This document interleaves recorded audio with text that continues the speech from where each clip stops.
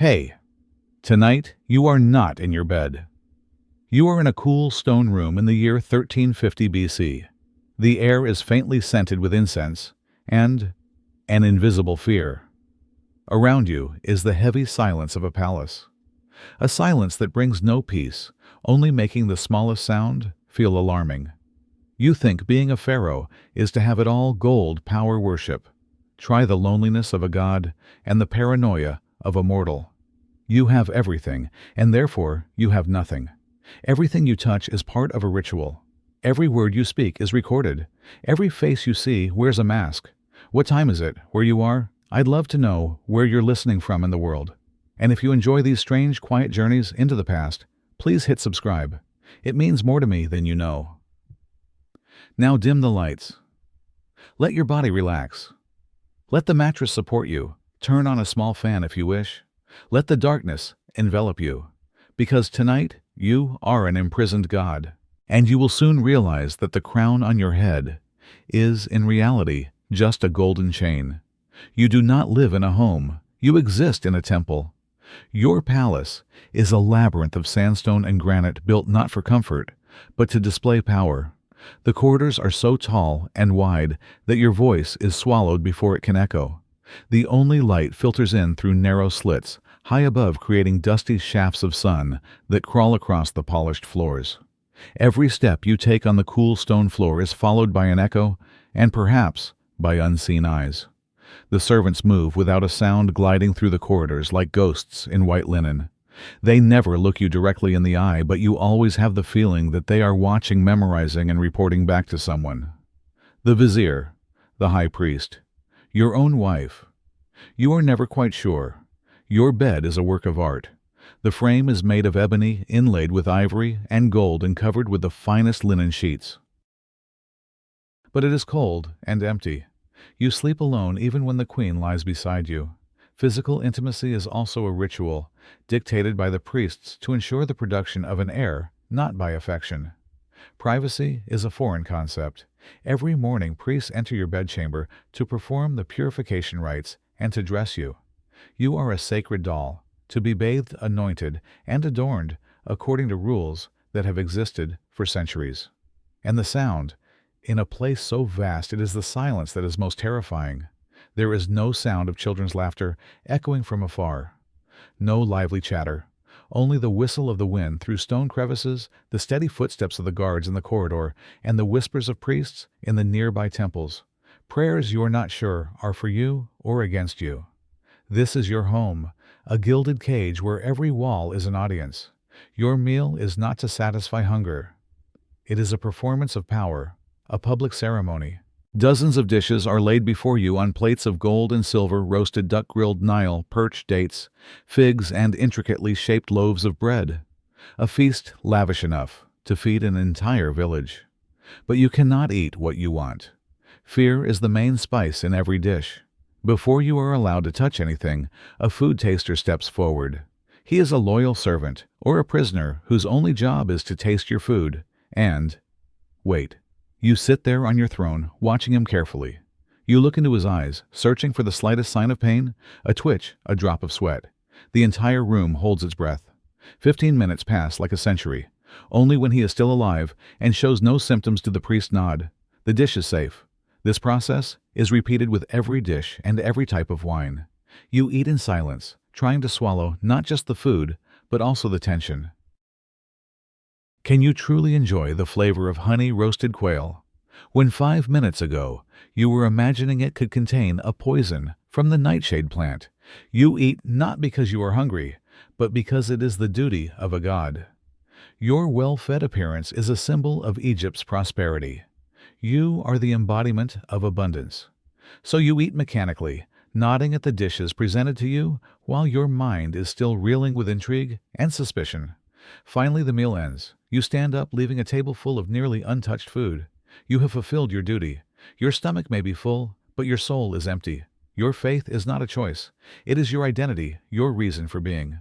You are the living Horus, son of Osiris, the divine embodiment on earth. Every morning, when the sun rises, it is not an astronomical phenomenon. It is your father Ra sailing his bark across the sky. You do not just believe in the gods, you are one of them. But being a god also means being a prisoner. Your everyday is filled with complex rituals precise down to the last detail. You must offer sacrifices, recite ancient prayers, and perform gestures that pharaohs for 1,000 years before you have performed. The purpose of all this is to maintain Mayat, the cosmic order, truth, and balance of the universe. A small mistake, mispronouncing a word in a hymn, making the wrong gesture could be seen as a bad omen, a fracture in the cosmic order. The priests will whisper, the officials will worry, and if a drought, a failed harvest, or a plague follows, all eyes will turn to you. It is your fault, because you failed to maintain Mayat. The pressure is unimaginable. You are not just ruling a nation. You are shouldering the stability of the entire cosmos. And the priests, they are the intermediaries. They decipher the will of the gods through omens, dreams, and ancient texts. They tell you what the gods desire. That means they shape your actions, your decisions, and sometimes your fate. They serve you, but you also serve them and their gods. You are the most powerful person in Egypt, but you are also the least free. The peace in the palace is only a thin veneer. Beneath it, the undercurrents of ambition and discontent are beginning to stir. You hear the whispers. A cousin, someone you grew up with, is gaining support from a few generals in Thebes. He says nothing, but his silence is more worrying. Lately you feel more tired. A persistent cough, a sharp pain in your back. You must hide it. Weakness is an invitation for your enemies to act. A pharaoh cannot appear to be a vulnerable mortal.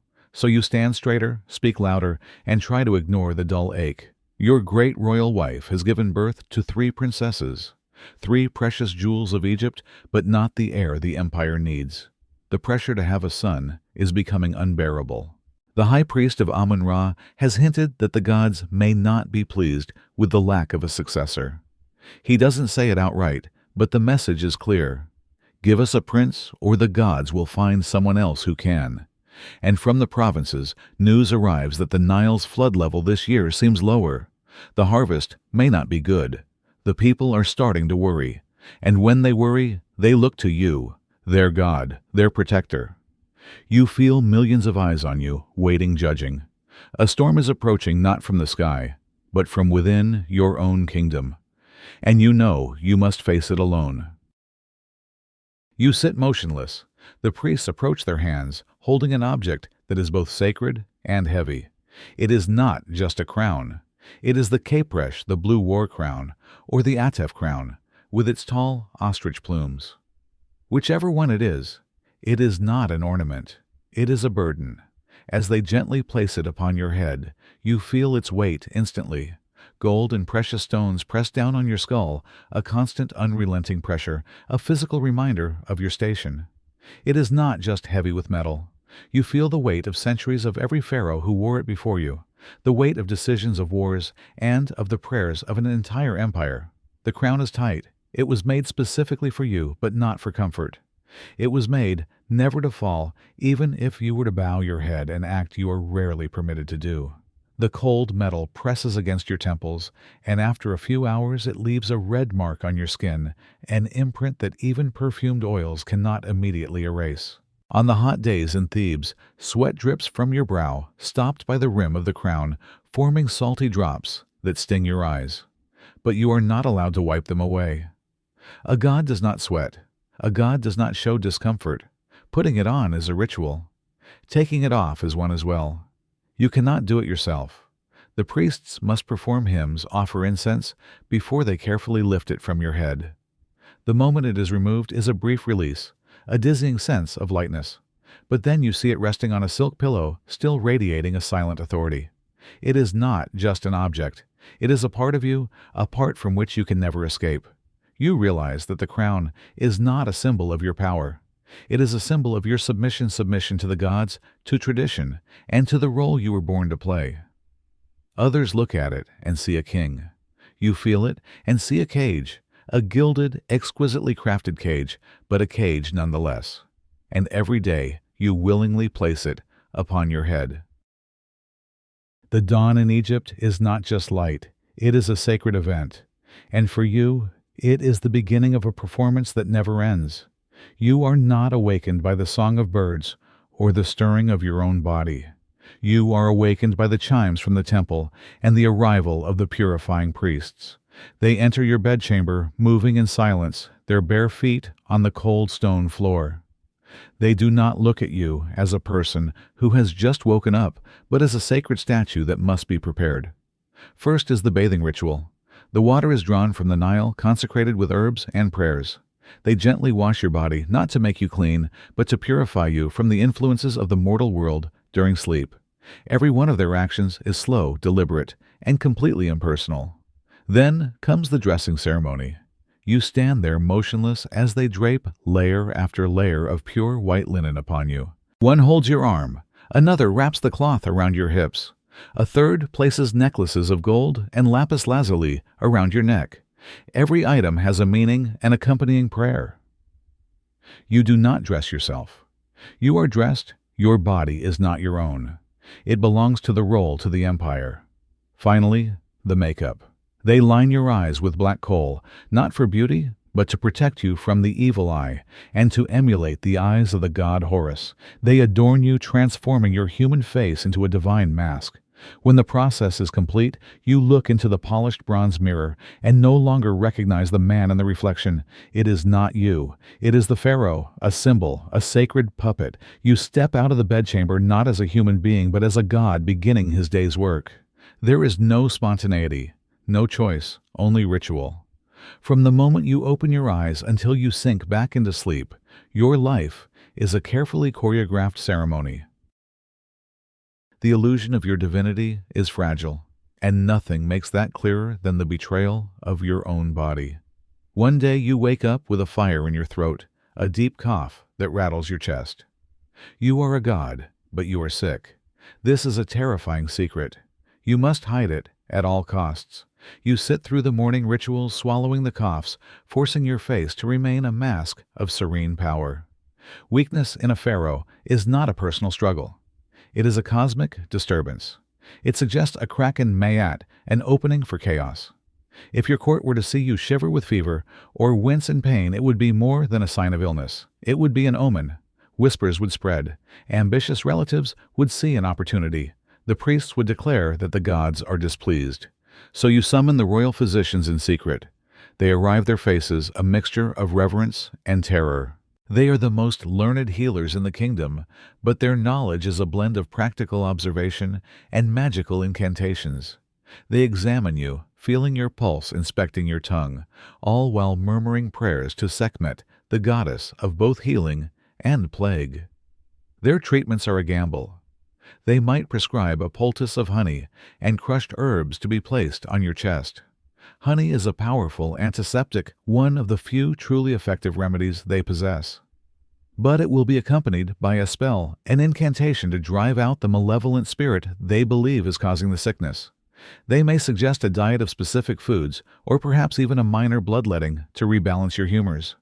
You submit to their treatments, not with confidence, but with quiet dread. These men hold your life in their hands, and they know it. If you recover, they will be rewarded with gold and titles. If you worsen, if the god in their care continues to fail, their own lives could be forfeit. They are not just treating a patient, they are trying to mend a god. And as you lie in your royal bed, a fire raging within you, you realize the terrible truth of your existence. You are worshipped as a master of the universe, but you are utterly powerless against the failings of your own mortal flesh. You stand on the high terrace of the temple at Karnak. The early morning air is still cool, but you do not feel it. All of your attention is fixed on the granite altar before you. A young bull, strong and unblemished, has just been sacrificed. Its blood is still running in small streams, down the grooves of the stone floor, the sharp metallic scent mingling with the thick, cloying smell of incense. But you do not care about the blood. You are waiting for the liver. The high priest, in his immaculate white robes, reaches carefully into the animal's abdominal cavity and removes the entrails. He is in no hurry. His every movement is ritualistic, observed by dozens of pairs of eyes belonging to priests and high-ranking officials. But only your eyes truly matter. He places the liver on a golden plate. It is a miniature universe, a map of the future. You hold your breath. Everything in your empire could depend on the shape of this liver. The priest begins to read it, his finger gliding lightly over the damp surface. The surface is smooth, he whispers, his voice echoing in the silence. It is a good sign. The gods are pleased. A soft sigh of relief spreads through those present. But he is not finished. He turns the liver over. There is a blemish. Here, he says, pointing to a dark spot near the edge. It is small, but of note. Your heart tightens. A blemish? What could a blemish mean? Betrayal? An impending invasion from the Hittites? Or simply a poor harvest paranoia begins to gnaw at your mind? You look at the faces around you. Who among them is hiding something? The general standing in the corner seems too quiet. Did your vizier just avoid your gaze? Every minor phenomenon now becomes suspect. The flight of an eagle overhead, a strangely shaped cloud, a sudden gust of wind. They are all pieces of a puzzle you are forced to solve, and if you are wrong, the price is not just your crown but the stability of all Egypt. The priest concludes that the blemish is merely a small warning that more offerings are needed to appease the gods.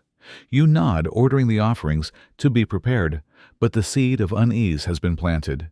You leave the temple, walking with the posture of a god. But inside, you are just a man trying to read vague messages written in blood and entrails.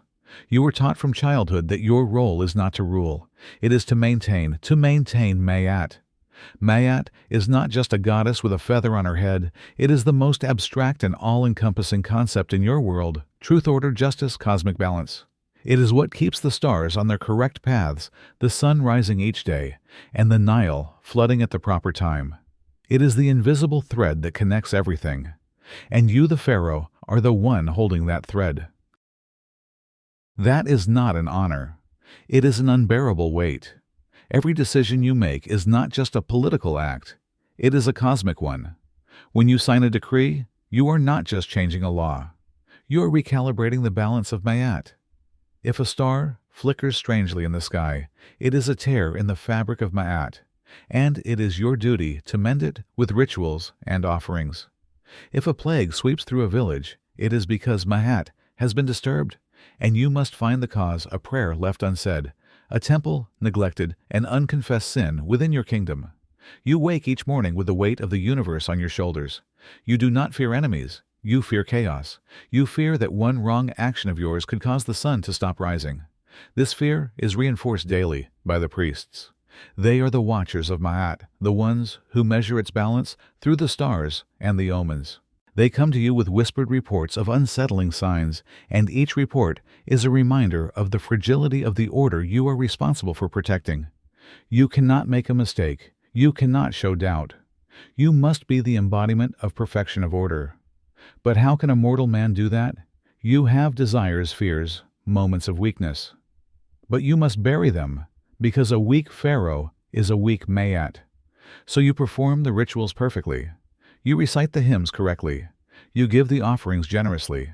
You do everything that is required, not because you have absolute faith, but because you are terrified of the consequences if you do not. This burden never leaves you, not even in sleep, because you know that if you fail, it is not only your throne that will fall, but the world itself. Sleep is not an escape. It is a gateway. When you fall asleep, your mind is no longer your own. It becomes a stage for the gods, a canvas for them to paint their messages upon. Tonight you dream of a great cobra, its scales shimmering like the sunset, slowly swallowing the sun. You feel no fear in the dream, only a quiet, solemn awe. When you awaken, the image is still seared into your mind. Your heart is pounding in your chest. This was no ordinary dream. This was a message. You cannot keep it to yourself. To do so would be sacrilege. Immediately you summon the dream interpreters from the temple of Thoth. They arrive carrying old papyrus scrolls texts that have been passed down for generations, known as the Dream Book. You sit on your throne trying to maintain a calm facade and recount your dream in detail. How large the serpent was, what color the sun was, how you felt as you witnessed it. They listen in silence, their eyes never leaving you, analyzing not just your words, but your tone and your gestures. After you have finished, they do not answer right away. They unroll the scrolls, whispering to each other in an ancient tongue you only partially understand. They scan the pages, searching for the symbol of the serpent, the symbol of the sun. The room is filled with a tense silence. The fate of your negotiations with the Nubians, the decision to build a new dike, or even the health of your heir could hinge on their interpretation. Finally, the chief interpreter looks up. His face is grave. "The serpent that swallows the sun is a powerful omen, O Divine One," he begins. "It can mean a great victory over your enemies, the swallowing of a rival kingdom. But it can also signify a betrayal from within, a darkness consuming the light of your rule. The ambiguity is torture. Your own subconscious has delivered a riddle that could mean triumph or doom." The interpreters recommend a series of purifying rituals to ward off potential evil. You agree, of course. You have no choice. Your dream is no longer yours. It has become state policy, a prophecy that you must now navigate in your waking hours. You are the Pharaoh, but you are not even the master of your own dreams. The air is thick enough to drink. It tastes of thousand-year-old stone of myrrh, of dried blood, and of a silence so profound it has its own weight. You are in the great temple, seated on a gilded throne before the inner sanctum, and you have not moved for what feels like an eternity. The ceremony has been going on for hours. Around you, priests chant in a low, hypnotic drone, a language of the gods that feels more like a vibration in your bones than a sound in your ears. Their voices rise and fall in perfect unchanging rhythm, a sonic tapestry that is meant to be sacred but feels suffocating. You are the focal point of it all, the living bridge between the mortal and the divine. And your only role is to be still, utterly, perfectly still. Your back aches from the unyielding throne. The elaborate headdress you wear feels like it's slowly trying to crush your skull. A single bead of sweat traces a path down your temple, but you cannot wipe it away. To move would be to break the spell, to show a fissure in the divine perfection you are supposed to embody. So you endure it. You focus on a point on the far wall, a hieroglyph of an ankh that seems to pulse in the flickering lamplight. You feel the eyes on you, not just the priests, but the silent towering statues of the gods that line the hall. Amun, Mut, Khonsu. Their stone eyes seem to follow your every breath. They are your family, your protectors. But in this suffocating silence, they feel like your jailers. You are their most prized possession, a living vessel, and they are watching to ensure you perform your function flawlessly. You think of the world outside these sacred walls, the sounds of the market, the laughter of children, the simple feeling of wind on your skin.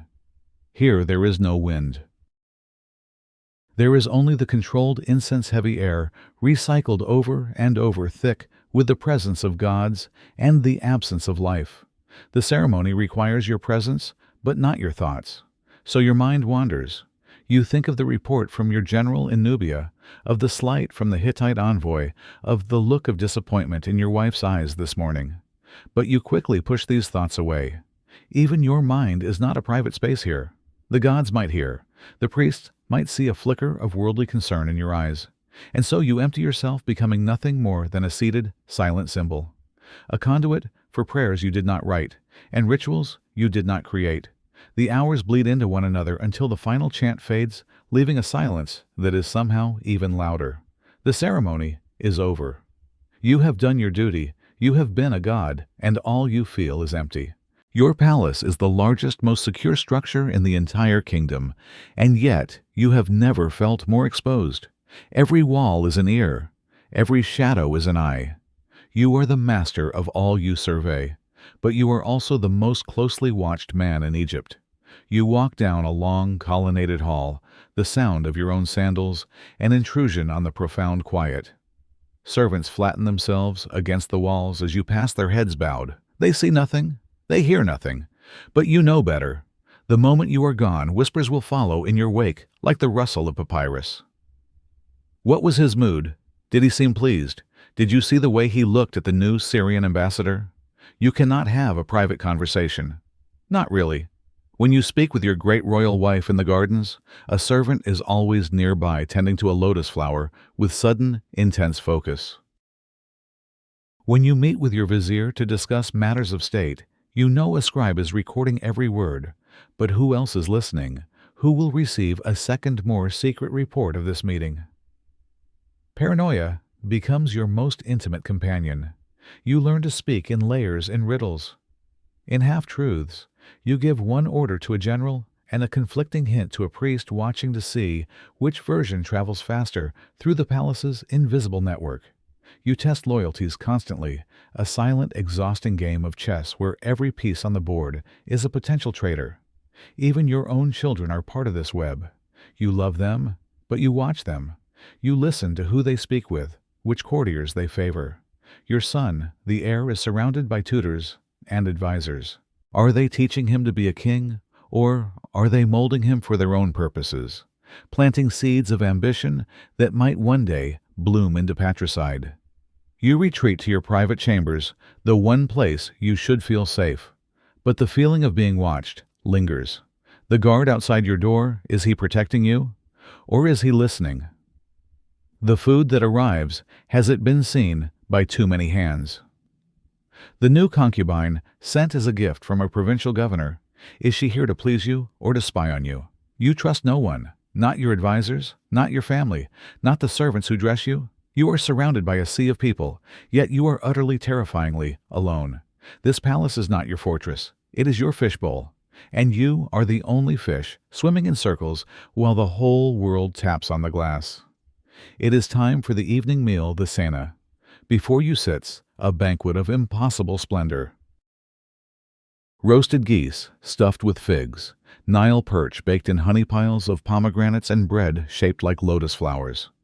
The room is aglow with the light of 100 oil lamps reflecting off the gold and lapis lazuli that adorns your throne. It is a scene of perfect opulent peace. And it is a lie, because before you can take a single bite, the ceremony of fear begins. A man steps forward. He is your food taster. He bows low his face, an impassive mask, but you have learned to see the tremor in his hands. He is chosen for his loyalty, or perhaps for his disposability. He takes a small piece of the roasted goose, chews it slowly, deliberately, and swallows. And then he waits. And so do you. The entire court falls silent. The musicians stop playing. The servants freeze in place.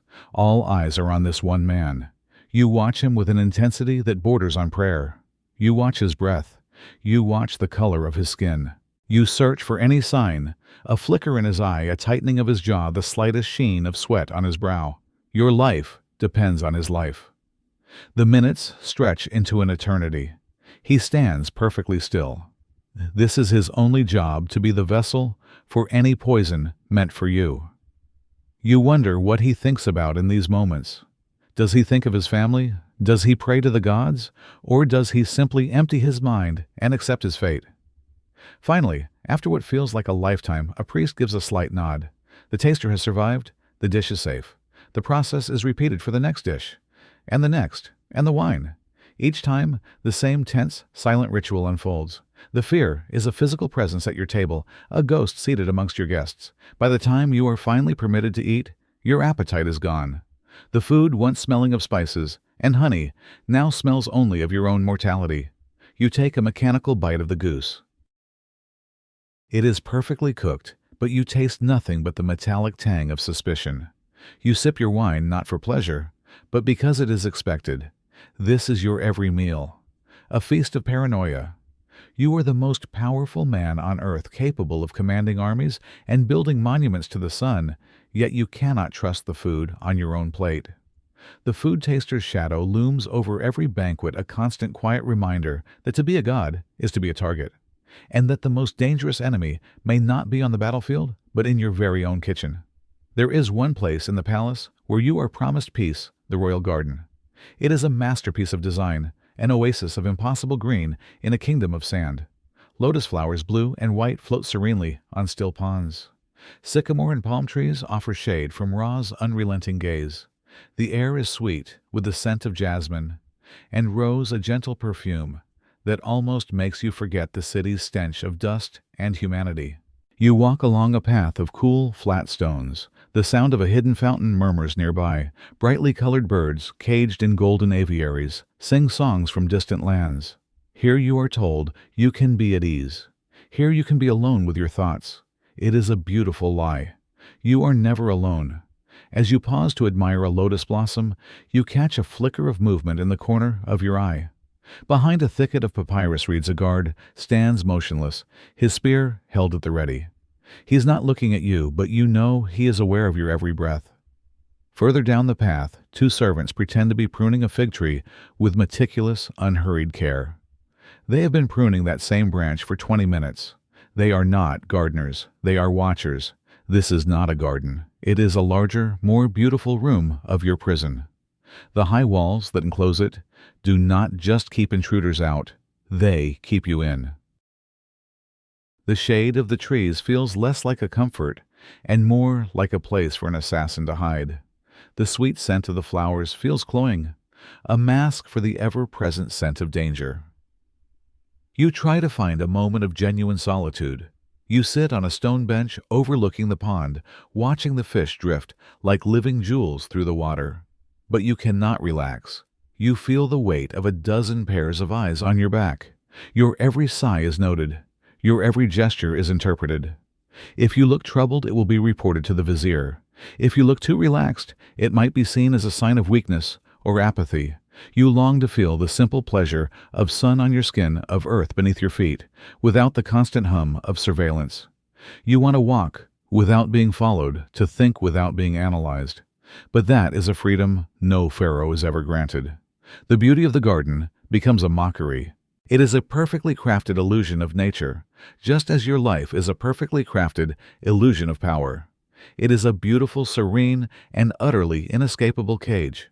You stand up and walk back towards the stone corridors of the palace, leaving the false peace of the garden behind. At least in the palace, the walls are honest about being walls. The process begins, as always, with purification. You stand a blank canvas as the priests anoint your skin with perfumed oils. Then the transformation starts. It is not the simple act of putting on clothes. It is the construction of a symbol piece, by heavy, meaningful piece. First comes the shendit, the royal kilt. It is not made of the rough linen of commoners, but of the finest, most gossamer-thin fabric, pleated with a precision that takes a team of servants weeks to achieve. It is wrapped around your waist, crisp and white, a symbol of your purity. But it is tight, restrictive. You cannot stride. You can only take measured, regal steps. Next, the usek, the broad collar. It is a crescent of solid gold inlaid with carnelian turquoise and lapis lazuli, each stone a prayer, each color a piece of cosmic code. The priests lower it onto your shoulders. Its weight is immediate and immense, a beautiful yoke that settles upon you, forcing your posture to be unnaturally erect. It is not jewelry, it is armor against the chaos of the mortal world, and it is heavy with the burden of that protection. Then come the bracelets, the armbands, the anklets, all of solid gold, each one adding to the weight, to the feeling of being encased in a precious metal shell. They are cold against your skin. You are being turned from flesh into monument. The scepters are placed in your hands. In one, the crook, the symbol of the shepherd, your role as the caretaker of your people. In the other, the flail, the symbol of your authority, your power to punish and to enforce order. They are not light. Holding them for hours during a ceremony is an act of physical endurance. And finally, the most critical piece of the illusion, the false beard. It is a long, narrow, and tightly braided symbol of your divinity strapped to your chin with leather cords. It is uncomfortable. It itches. But it is not optional. It is the marker that separates you, the pharaoh, from all other men. It is the beard of a god. When they are finished, you are no longer a man. You are the living embodiment of the state. You are heavy with gold, constricted by linen, and hidden behind a mask of divine authority. Every piece of your attire is a reminder of your duty, your power, and your imprisonment. You look in the polished bronze mirror and see not yourself, but the icon you are required to be. It is time to face your people. You walk not as a man, but as a living statue, glittering and perfect, and entirely not free. Your palace contains a treasure more valuable than all the gold of Nubia, the House of Life, the Royal Library. It is a quiet, hallowed space, smelling of old papyrus ink and the dust of centuries. Rows upon rows of scrolls are stacked in wooden chests or clay jars, each one a vessel of knowledge, history, medicine, magic, astronomy, and the sacred texts of the gods. As Pharaoh, you have access to it all. It is a privilege granted to no other. And yet, you are a prisoner here too. You express a desire to read the history of the great Thutmose III, the conqueror. A team of scribes, their heads bowed, immediately unrolls the relevant scrolls for you. They are beautiful, the hieroglyphs painted with exquisite care. The texts speak of glorious victories of a brilliant and flawless Pharaoh who expanded the empire through divine will. It is inspiring. It is also a lie, a carefully constructed narrative. You know there must be more. There must have been defeats, mistakes, moments of doubt. But those stories are not written here. History in your library is not a record of what happened. It is a tool of propaganda, a lesson in power designed to reinforce the infallibility of the throne. It is meant to shape you, to remind you of the perfect ideal you must live up to. You ask to see the medical texts to understand the plague that is sweeping through the eastern delta. The priests bring you scrolls filled with incantations to appease Sekhmet and lists of herbal remedies. But what of the reports from the physicians on the ground, the real numbers of the dead, the failures of their treatments? That knowledge is kept from you. You are given the sacred solution, not the messy mortal problem. You are the most powerful man in the kingdom, yet you are shielded from the full truth of it. The priests and the vizier curate the knowledge you receive. They are the gatekeepers. They bring you the scrolls that support their agendas, that reinforce the traditions they control. They frame your understanding of the world. Sometimes you wonder, what is in the scrolls they don't show you? Are there histories of failed pharaohs, philosophical texts that question the gods, maps of lands beyond the known world? The library is a vast ocean of knowledge, but you are only permitted to sail in the shallow, approved waters. It is the most subtle form of control. You are given all the knowledge in the world, except the knowledge that might make you question the world they have built around you. Your mind, like your body, is a well-guarded territory. And this library is not a place of freedom. It is the most beautiful prison of all. The last of the oil lamps has been extinguished. Your vast chamber is plunged into a darkness so complete, it feels like a physical substance broken only by the faint silver light of the moon filtering through a high window. The palace is finally quiet. The priests have finished their evening chants, the servants have retreated to their quarters, and the endless machinery of your divine life has paused. This should be a time for rest. It is not. For you, the night is when the real phantoms emerge. You lie on your ornate bed, the fine linen cool against your skin, but your mind is a raging furnace. The silence of the palace does not bring peace. It amplifies every fear, every doubt, every whisper you overheard during the day. You replay the conversations in your head. The way your vizier smiled when he delivered the report on the grain harvest, was it a smile of loyalty or of satisfaction at some hidden scheme? The tremor you detected in the voice of the general from the eastern frontier, was it fear of the enemy or fear of you? Your brother sent you a gift today, a beautifully carved chest. Was it a gesture of familial love, or does it contain a slow-acting poison that will take you in your sleep? Every shadow in the room becomes a potential assassin. You listen to the footsteps of the guard patrolling the hall outside your door. His steps are steady, rhythmic. But is that rhythm the sound of protection, or is he pacing, waiting for the signal to let a conspirator in? You are surrounded by the most elite soldiers in the kingdom, yet you have never felt so defenseless. You close your eyes, but sleep offers no escape. The dreams, when they come, are heavy with symbolism you are forced to decode upon waking. You are afraid to dream, and you are afraid not to. So you lie there, suspended, in a state of weary vigilance. You feel the immense weight of Ma'at pressing down on you in the darkness. If you fail, if your judgment falters, the chaos that will be unleashed will be your fault alone. The moon shifts, casting a new pattern of light on the far wall. It looks like a serpent. Is it an omen? You stare at it until your eyes burn. The night offers no answers, only more questions. It is the one time you are truly alone, and it is the time you are most haunted by the presence of others. You are a god to your people, but in the dead of night, You are just a man trapped in a golden room, waiting for a dawn that will bring no relief, only the return of the performance. In a court filled with smiling masks and hidden daggers, there is one place you find uncomplicated honesty in the eyes of your animals. You keep Saluki hounds sleek and silent, their loyalty absolute, and unburdened by ambition. You have cats, sacred to Bastet, who move through the palace with a divine indifference to the schemes of men. Perhaps you even have a tame cheetah on a golden leash, a symbol of your power over the wild, or a baboon, sacred to Thoth, who mimics the courtiers with a frankness no human would dare. These are your truest companions. When you sit in the royal gardens, it is your hound that rests its head on your knee, seeking nothing more than the warmth of your hand. It does not care about your latest decree or the state of the treasury. Its affection is pure, a simple, comforting presence in a life defined by complexity. You speak to your animals more freely than you do to your own family.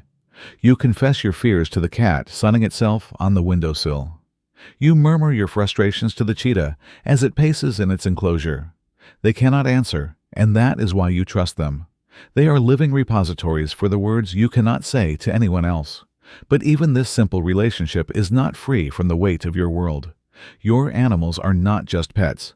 They are sacred. The health of your favorite hound is seen as a reflection of your own favor with the gods. If your cat falls ill, the priests will see it as an omen. Its death would require elaborate rituals and interpretations. What does it mean for the kingdom? Is it a sign of divine displeasure? Even the purest connection in your life becomes a source of anxiety. You find yourself watching your animals with a new kind of fear. Is the hound limping? Is the baboon refusing its figs? Every small ailment becomes a potential cosmic crisis. A veterinarian, a priest who specializes in animal health, is summoned. He performs rituals, offers prayers, and applies remedies, all while the court watches whispering. You realize that in your world, nothing is ever simple. Nothing is ever just for you. Even the quiet, loyal gaze of your dog is a mirror reflecting the state of the empire. You are a god, and so everything you touch becomes divine, and therefore everything becomes a burden. The one creature that loves you without agenda becomes another variable in the endless, terrifying equation of maintaining cosmic order. You sit in the great audience hall. Before you stands your vizier, his head bowed, holding a fresh papyrus scroll. It is a decree one that you have debated for weeks. It will authorize the construction of a new temple to Horus in the southern province, a massive project that will require immense resources, labor, and time. It is a decision that will shape your legacy. The final choice, as always, is yours. You take the reed pen, dip it in black ink, and prepare to sign your name, your cartouche. But your hand hesitates. The weight of this single act is immense.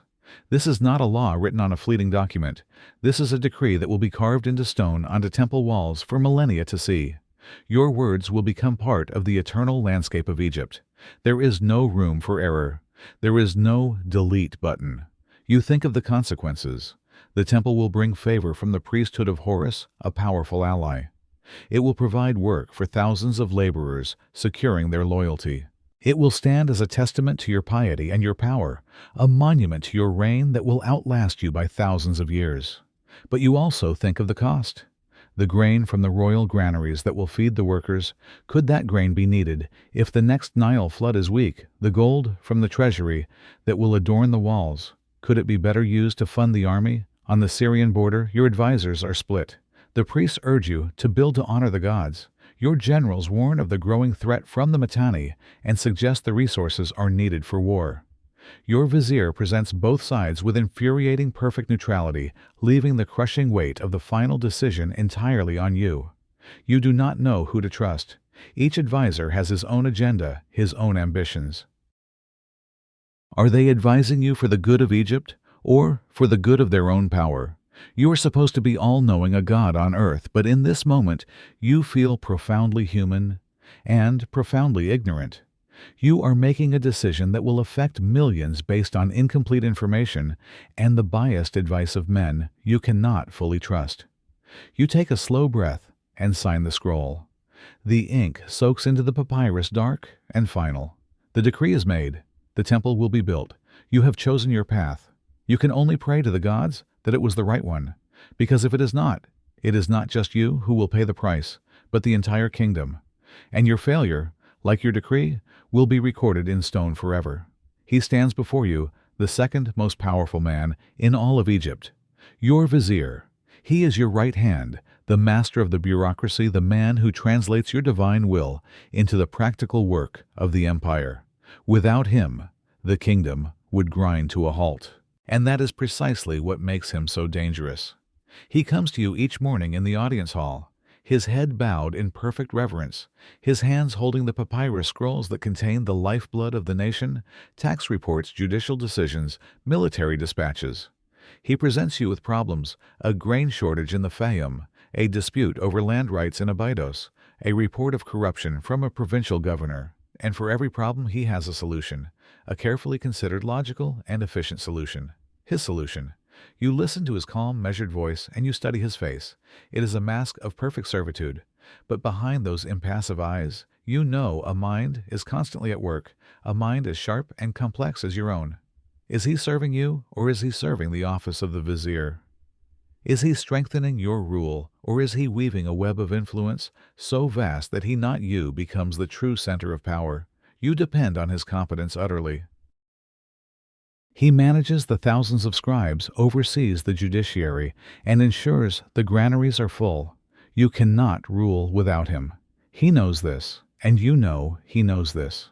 This is the silent game you play every day, a game of trust and suspicion.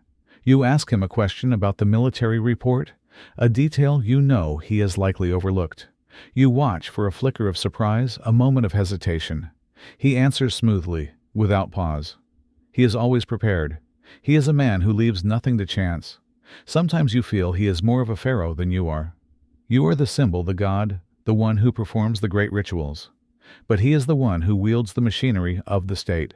He is the one whose name is whispered with fear and respect by governors and officials across the land. He is your most essential tool and your most potent threat. He is the shadow that walks beside your throne, a constant reminder that in Egypt, power is a fluid, treacherous thing. You are the sun, but even the sun has a shadow. And the longer your reign, the longer that shadow grows. The evidence is laid before you on a stone table. Papyrus scrolls containing intercepted letters, testimony from a captured conspirator, a list of names. It is undeniable. A plot against your life has been uncovered, a plot to usurp the throne. And the name at the very top of the list is the one that makes your blood run cold. It is your uncle, your mother's brother, the man who taught you how to hold a bow, the one who told you stories of the gods when you were just a boy. Your vizier and the high priest stand beside you, their faces grim. This is a test of your resolve, O divine one, the priest says, his voice a low hum. The gods watch to see if you will place the stability of Mayat above the bonds of mortal blood. Weakness now will be the end of order. The vizier adds more practically, the other conspirators have been arrested. They have confessed. They all point to him. The army waits for your judgment. To show mercy would be seen as a fatal weakness. It will only encourage others. Their words are like stones, each one adding to the weight in your chest. Your mind flashes back to memories you had long buried. Your uncle lifting you onto your first horse, his laughter echoing in the palace courtyard. The stories he told you of his own campaigns against the Libyans, the kindness in his eyes. Was it all a lie? Was the warmth you felt from him merely the patient cunning of a predator? The internal conflict is agonizing. The man versus the god, the nephew versus the pharaoh, the memories of childhood versus the cold, hard duty of your divine role. You feel as if your soul is being torn in two. But you cannot show this. Your face must remain a mask of impassive authority. The vizier unrolls a final clean scroll and places a reed pen in your hand. It is the death sentence. It requires your seal, your name. You pick up the pen. The ink is black final. For a moment your hand trembles. You think of his children, your cousins. You think of your mother. Then you think of Egypt, of Mayat, of the chaos that would ensue if you falter. You press the pen to the papyrus. You write your name. With that single stroke, a part of your own humanity dies.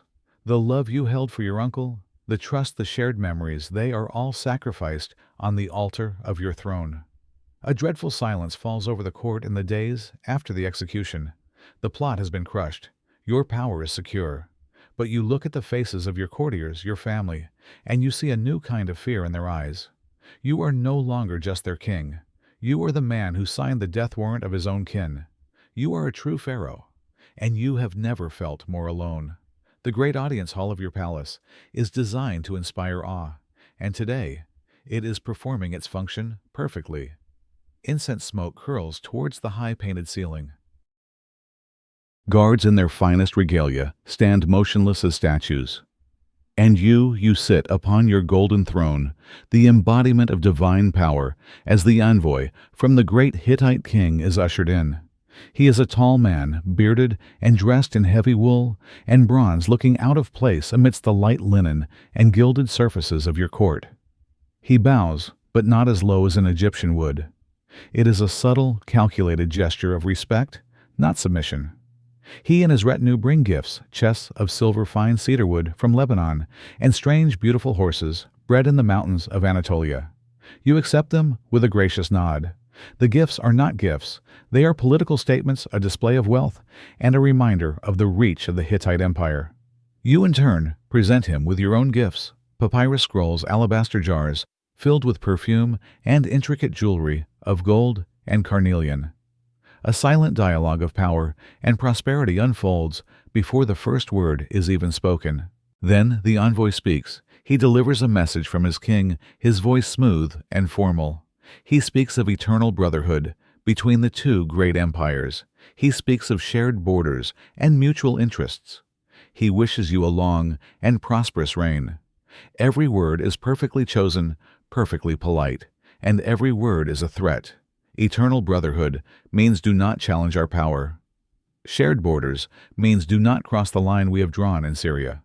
Mutual interests means do not interfere with our vassals. It is a masterclass in diplomatic aggression wrapped in the silks of courtly language. Your job is to respond in kind.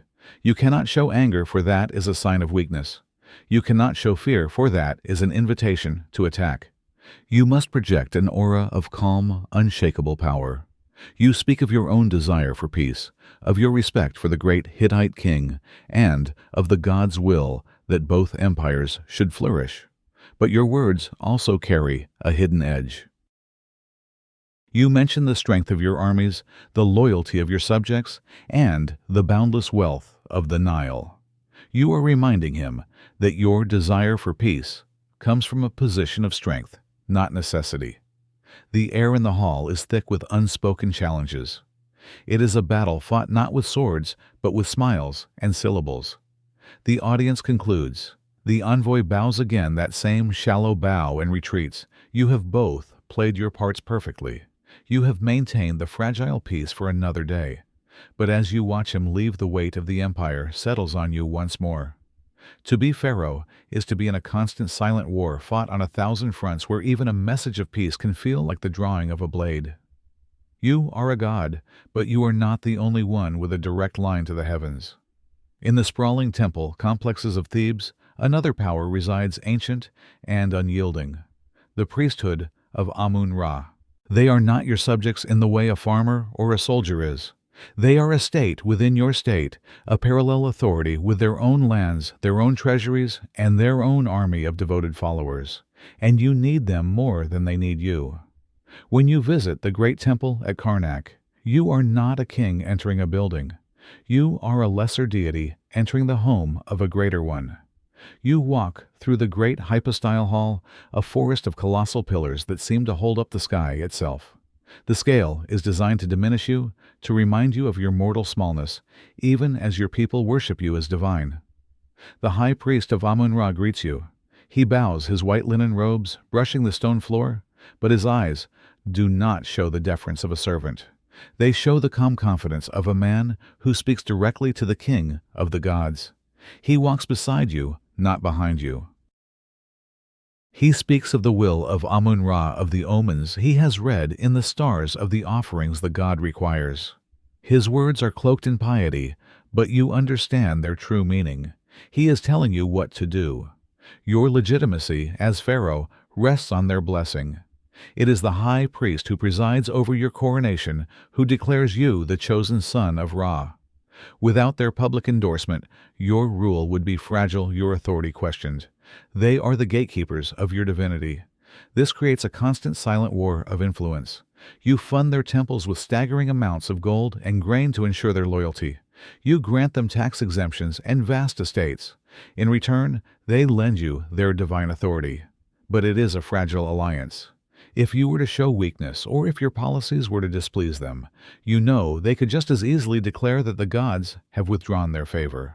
They could legitimize a rival, a brother or a cousin who has been quietly making his own offerings to their temple. You listen to the high priest's counsel, nodding as if in agreement. You must show respect. You must honor the traditions. But as you stand in the shadow of the great obelisks, you feel the true nature of your power. It is not absolute. It is borrowed. It is a divine loan, and the priesthood of Amun-Ra holds the debt. You may be the living Horus, but here in their domain, you are merely a tenant on a throne owned by the gods they serve. You are the fountain of justice, the upholder of Ma'at. Your laws are carved in stone, your word absolute. Yet every day you preside over a court that is quietly rotting from within. Corruption is the invisible ink on every report, the silent tax on every transaction. It is a slow poison, and you are forced to drink it daily. It is never overt. It is a game of whispers and shadows. The governor of a distant province sends his annual tribute of grain. The numbers in the ledger are correct, but you know from the reports of your most trusted spies that the barges were not as full as they should have been. A portion has been skimmed off sold on the black market, lining the governor's pockets. The governor of the quarries in the desert requests more funding for tools and rations. The request is reasonable on paper, but you know the tools are of poor quality and the rations are being diluted, while the governor himself has just commissioned a new, lavish tomb for his family. A military general, a hero from the last campaign in Syria, builds a sprawling villa on the banks of the Nile, far grander than his official salary would allow. Where did the gold come from? From the spoils of war that were meant for the state treasury. From bribes paid by vanquished chieftains. You know all of this. Your spies are effective. But what can you do to accuse the provincial governor would be to admit you cannot control your own provinces. It might even incite a rebellion in a region already simmering with discontent. To punish the celebrated general would risk alienating the army, the very sword that protects your throne. His soldiers are loyal to him, perhaps, more than they are to you. And so you are paralyzed. You are the embodiment of justice, yet you must tolerate injustice to maintain order. You are forced to play a game of calculated ignorance. You sign the requisitions you know are inflated. You accept the tribute you know is incomplete. You promote the men you know are thieves. It is a slow, soul-crushing compromise. Each time you let it pass a piece of your authority, a piece of Mayhat erodes. The common people suffer, the treasury is drained, and the corrupt grow bolder. You sit on your throne, a god of order, presiding over a system that thrives on disorder. You are the richest man in the world, and you are being robbed every single day by the very men who bow lowest before you. Thebes is the heart of the empire, but it is not truly yours. Its pulse is controlled by the ancient priesthood of Amun-Ra. Its streets are saturated with the power of old families, old traditions, and old loyalties that are not necessarily aligned with your own.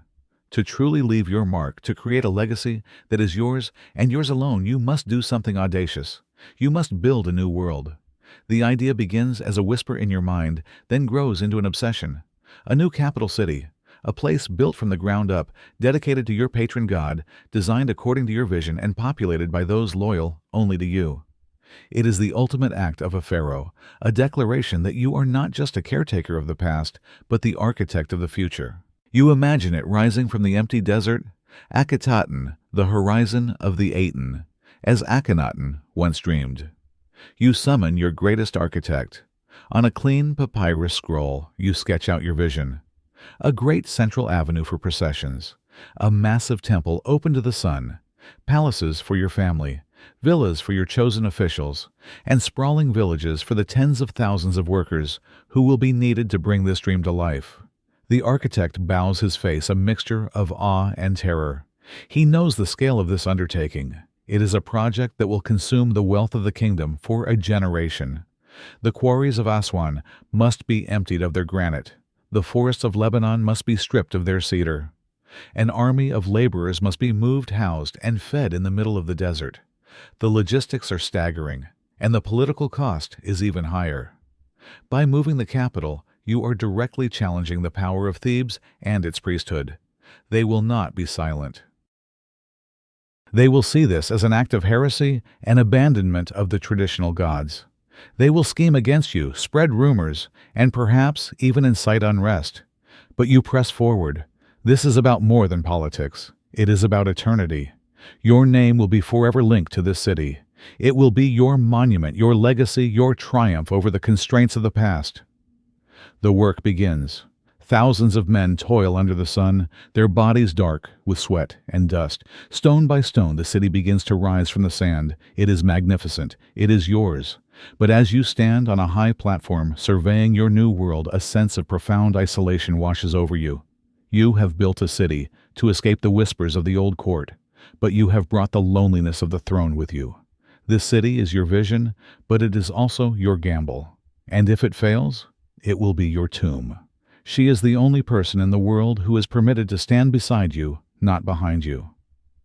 The great royal wife. Her name is linked with yours. In stone, her image carved next to yours on temple walls. She is your partner in the great performance of divinity, the other half of the sacred pair that ensures the prosperity of Egypt. She is your confidant, your companion, the mother of your children. And she may be your most dangerous rival. Your marriage was not a union of hearts. It was a merger of dynasties. She was likely the daughter of a powerful noble, a foreign king, or even your own sister, a marriage designed to purify the royal bloodline and consolidate power. From the very beginning, your relationship has been a political calculation.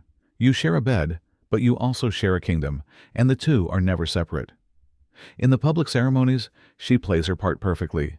She is serene, pious, and utterly devoted to you, the living God. She is the embodiment of the goddess Isis, the loyal wife who supports her divine husband, Horus. But in the quiet moments in the privacy of the royal chambers, you see the flicker of her own ambition. She is not just a queen. She is a political mind with her own network of allies within the court and the harem. She comes to you with advice, her voice a soft murmur. She speaks of a certain general's growing influence or a priest's subtle disrespect. Is she warning you to protect your throne, or is she maneuvering to weaken her rivals and elevate her own favorites? You can never be sure. Her counsel is a double-edged sword. To ignore it is to risk seeming foolish. To follow it is to risk being led into a trap of her own making. And then there is the matter of her children. If she bears you a son, he becomes the heir, and her power grows immensely. She is no longer just the king's wife. She is the king's mother, a position of almost untouchable authority. Her ambition for her son could easily curdle into ambition against you. She might see you as a temporary placeholder, an obstacle to her own child's ascent. You look at her as she sleeps beside you, her face peaceful in the moonlight. Is she dreaming of you, or is she dreaming of a future where her son wears your crown? She is the closest person to you in the entire world, the only one who understands the crushing weight of your divinity. And for that reason, she is the one you must watch the most closely. Your greatest ally and your most intimate threat are one and the same person. The empire is stable. The harvests are good, the gods seem pleased, but a shadow hangs over your reign, a quiet, persistent failure that gnaws at your divine authority every single day. You have no son. Your great royal wife has given you daughters, beautiful and healthy princesses of the two lands. You love them, but they cannot inherit the throne. Egypt needs a male heir, a new Horus to take your place when you journey to the west. Without one, the dynasty is broken. Without one, chaos will follow your death. The pressure is immense, and it comes from all sides. The common people whisper in the markets. They see the lack of a son as a bad omen, a sign that the gods are withholding their full blessing. The priests in the temples of Amun-Ra conduct endless, elaborate rituals to plead with the gods for a prince. Their prayers feel less like support and more like a public declaration of your failure. The high priest speaks to you in veiled terms about the continuity of the divine lineage. He suggests new ceremonies, more offerings, perhaps even taking a new secondary wife known for her fertility. He does not say the words, but you hear them clearly. You are failing in your most sacred duty. Every night when you enter the royal bedchamber, it is not an act of love or passion. It is a desperate ritualized attempt to create an heir. The act itself is laden with the weight of the entire kingdom. You pray to Min, the god of fertility. You wear amulets. The air is thick with the scent of sacred oils and unspoken anxiety. And when months later the queen gives birth to another daughter, the disappointment is a physical blow. The palace falls into a quiet, respectful mourning, not for a death, but for a life that was not the one they needed. You must put on a brave face, celebrate the birth of the princess, and pretend that your heart is not filled with a cold dread. Your rivals in the court see your lack of a son as an opportunity. Ambitious cousins and powerful generals begin to position themselves, their loyalty wavering as they see a potential future where the throne is up for grabs. You are the Pharaoh, a god on earth, but you are helpless against the whims of biology. You can command armies, build temples, and make the Nile itself bow to your will, but you cannot command the birth of a son. And in that failure lies the greatest threat to your immortal legacy. The entire future of your dynasty rests on an event you cannot control. You were born into a family, but you do not have a family. You have a collection of allies and potential rivals who happen to share your blood. Your brothers, your half-brothers, your uncles, your cousins, they are not your companions. They are pieces on the great political game board of Egypt, and any one of them could be the one to declare checkmate on your life. You remember growing up with them playing as children in the palace gardens. But those days are a distant, hazy memory.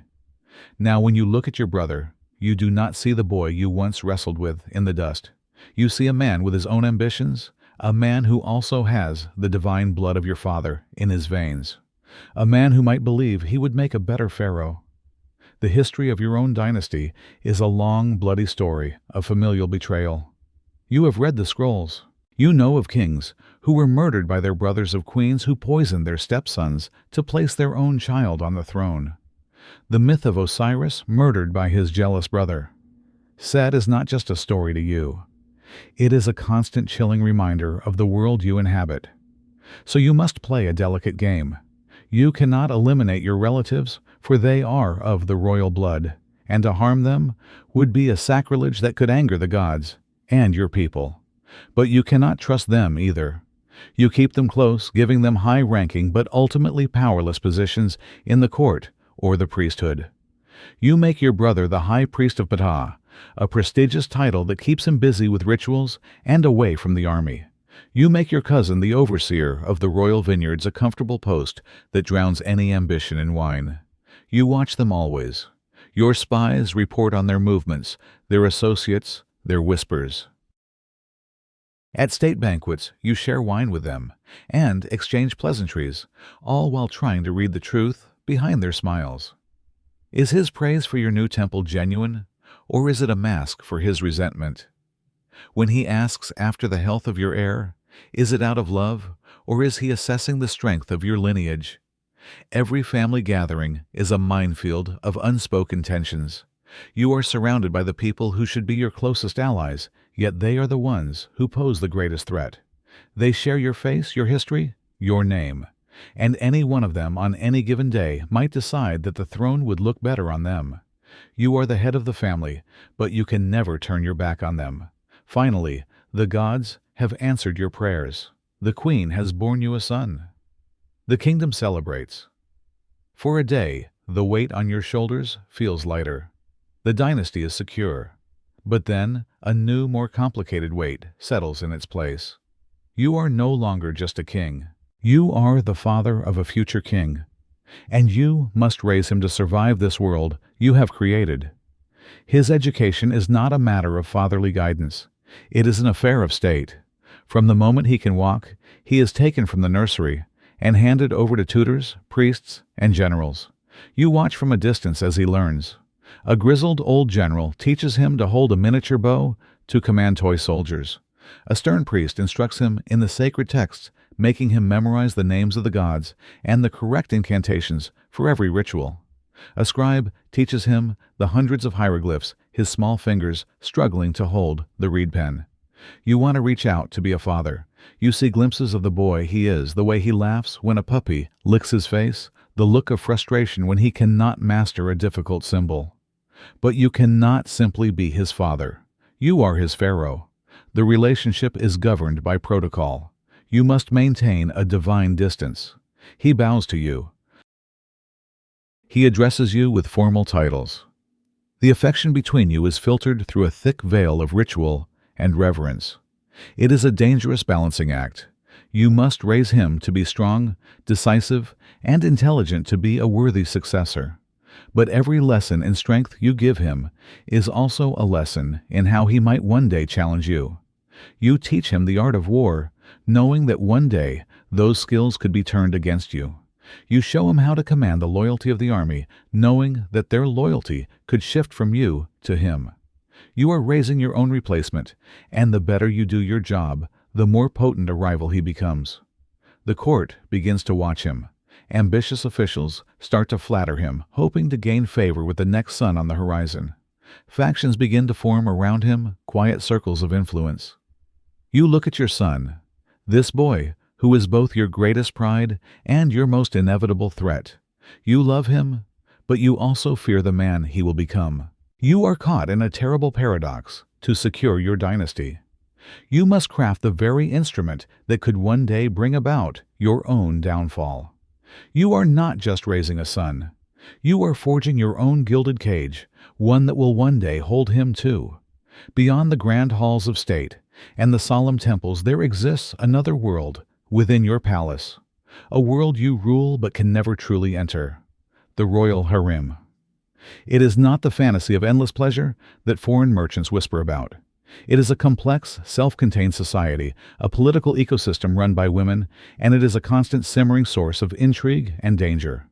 Here live your secondary wives, concubines, and the countless children who are not the heir to the throne. Many of these women are not here by choice. They are foreign princesses sent to you as part of diplomatic treaties, living symbols of alliances with the Mitanni, the Babylonians, or the Hittites. To slight one of them is to risk insulting a powerful king 1,000 miles away. Their happiness, or at least their contentment, is a matter of foreign policy. The harem has its own hierarchy as rigid and unforgiving as the court itself. Your great royal wife is its queen, but beneath her other wives and favored concubines vie for status, for privileges, for your attention. Each woman is a political player, fighting for the future of her own children. They form alliances, they spread rumors, they scheme against one another in a silent, relentless war, fought with whispers, glances, and accusations of witchcraft. You are the center of this universe, the sun around which they all orbit. When you visit, it is a major event. You are met with perfect smiles, beautiful music, and the intoxicating scent of perfumed oils. But you feel the tension beneath the surface. You see the jealousy in one wife's eyes when you speak to another. You hear the veiled insults disguised as compliments. You cannot afford to have favorites, but you do. And that favor is a dangerous weapon. A gift of jewelry to one can spark a feud that lasts for months.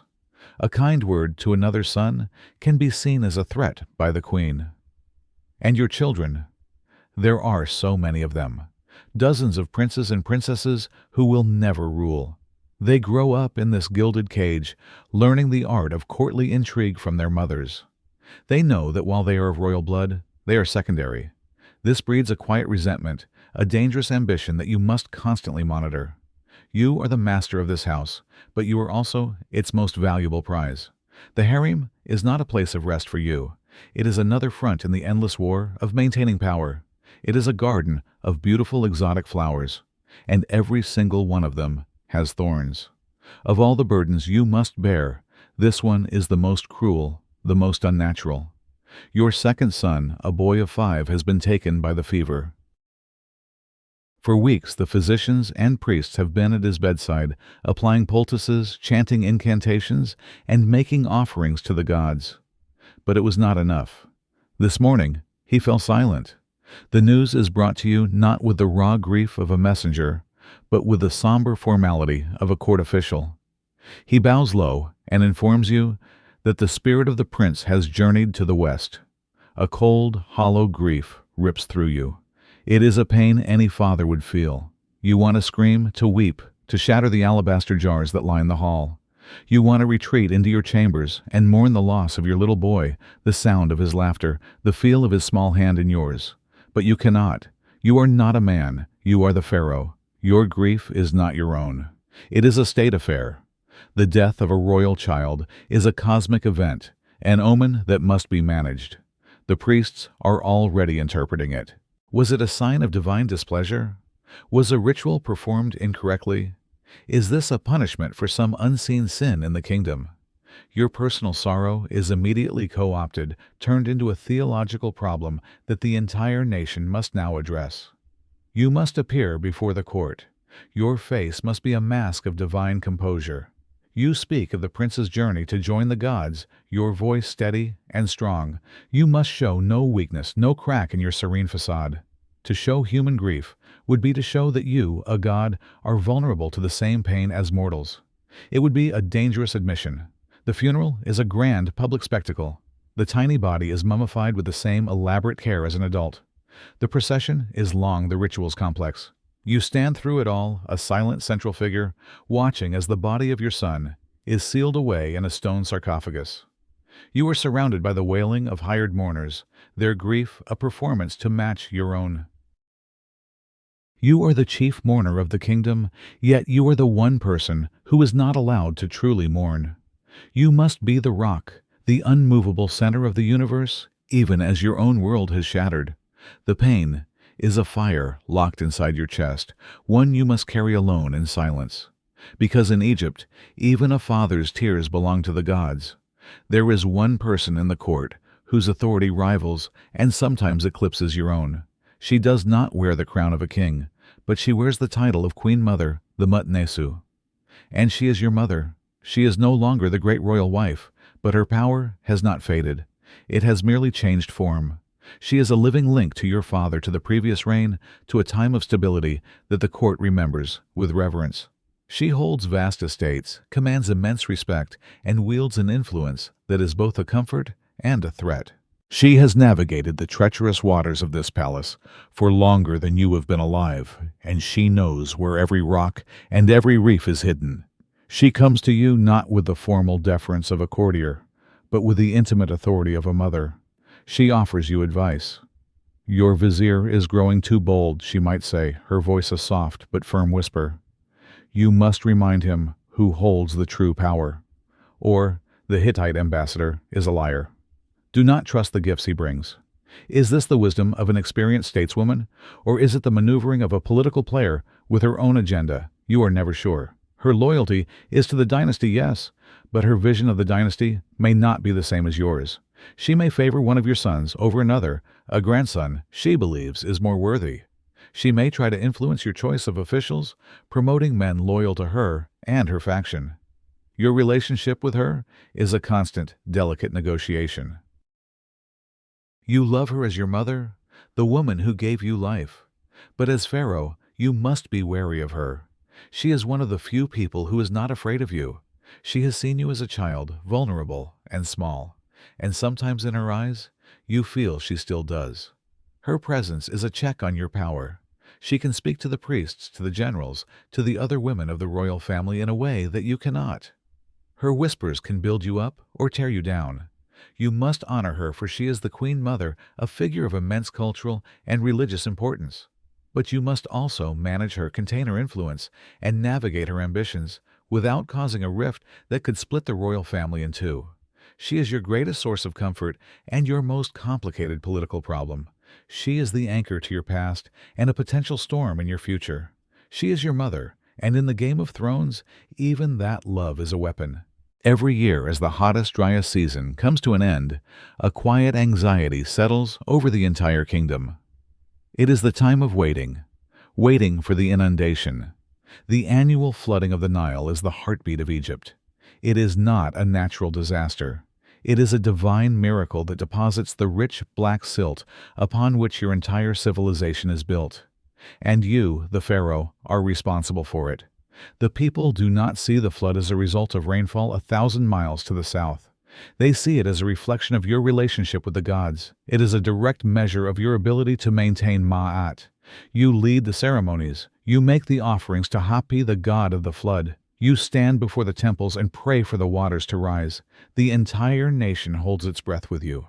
The priests watch the Nilometer's great stone pillars, carved with measurements, with an almost fanatical attention. They report the water levels to you daily. The pressure is unbearable. If the flood is too low, the fields will not be properly irrigated. The harvest will fail. Granaries will empty. Famine will sweep across the land, and the people will starve. And they will look to you, their God King, and ask why you have failed them. They will see it as a sign that the gods have abandoned you. It is an open invitation for rebellion. But if the flood is too high, it is just as catastrophic.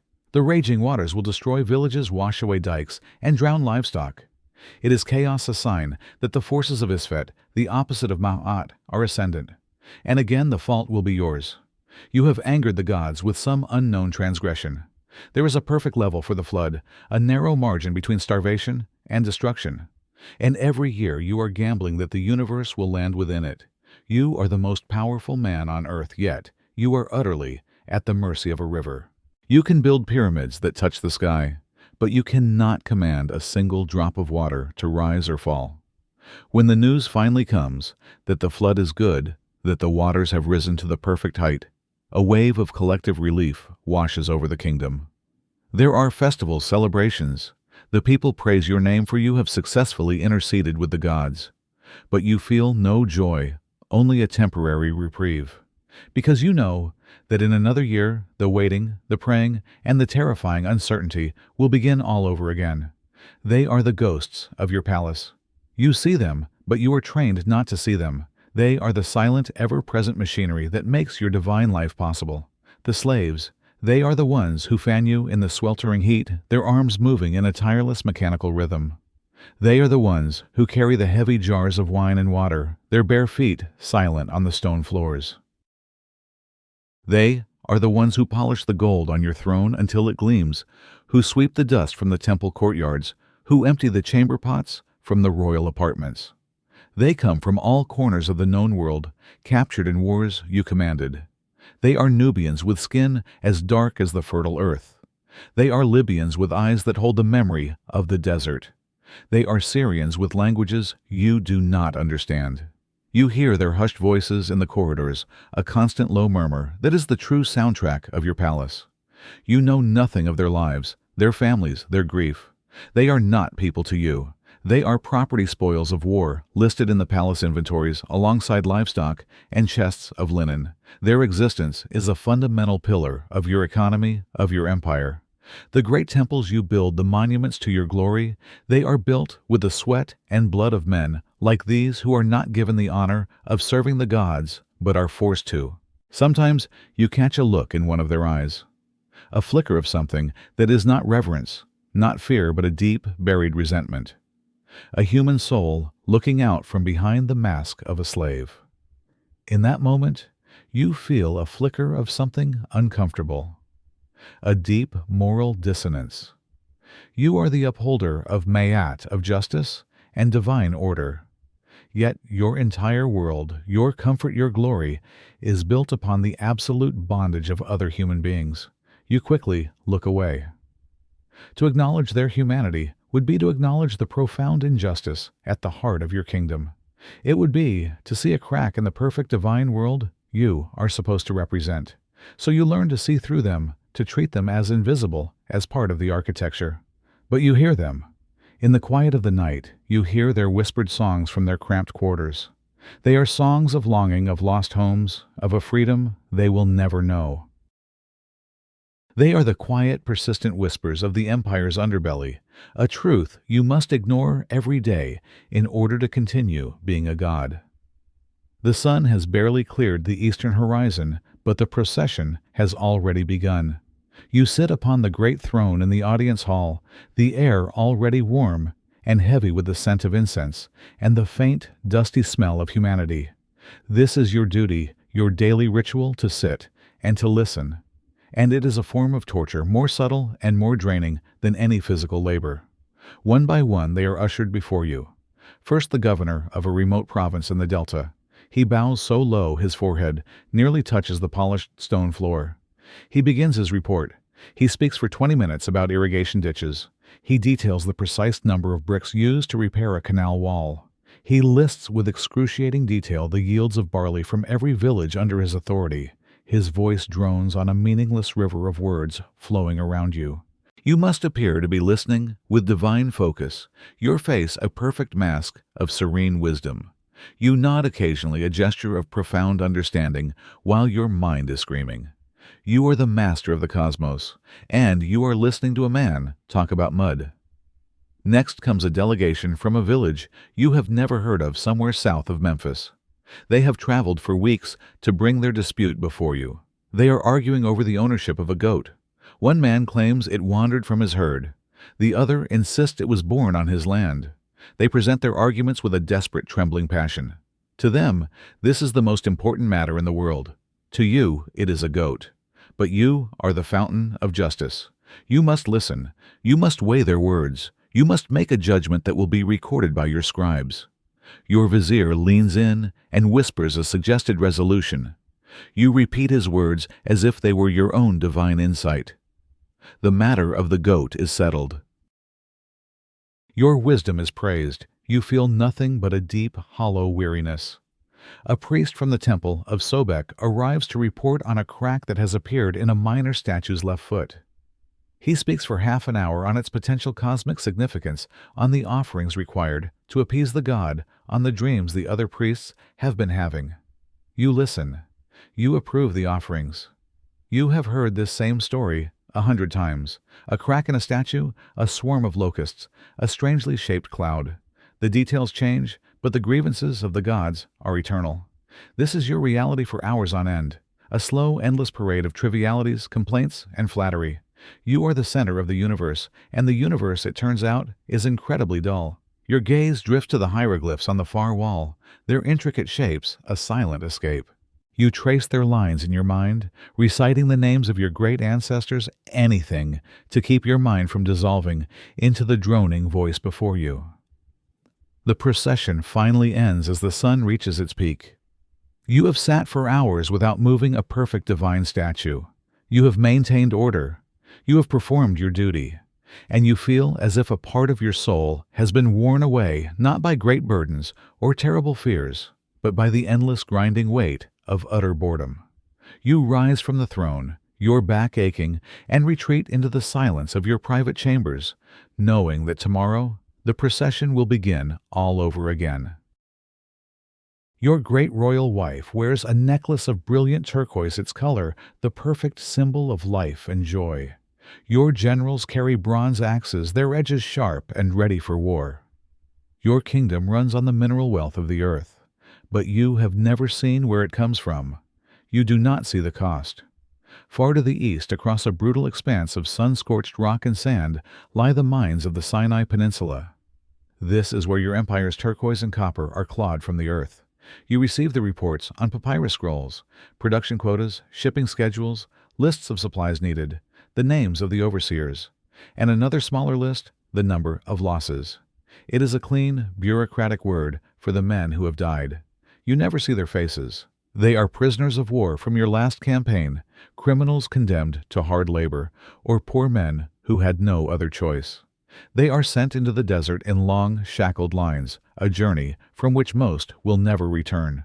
Imagine their world, a world of blistering heat where the rock itself is hot enough to burn skin.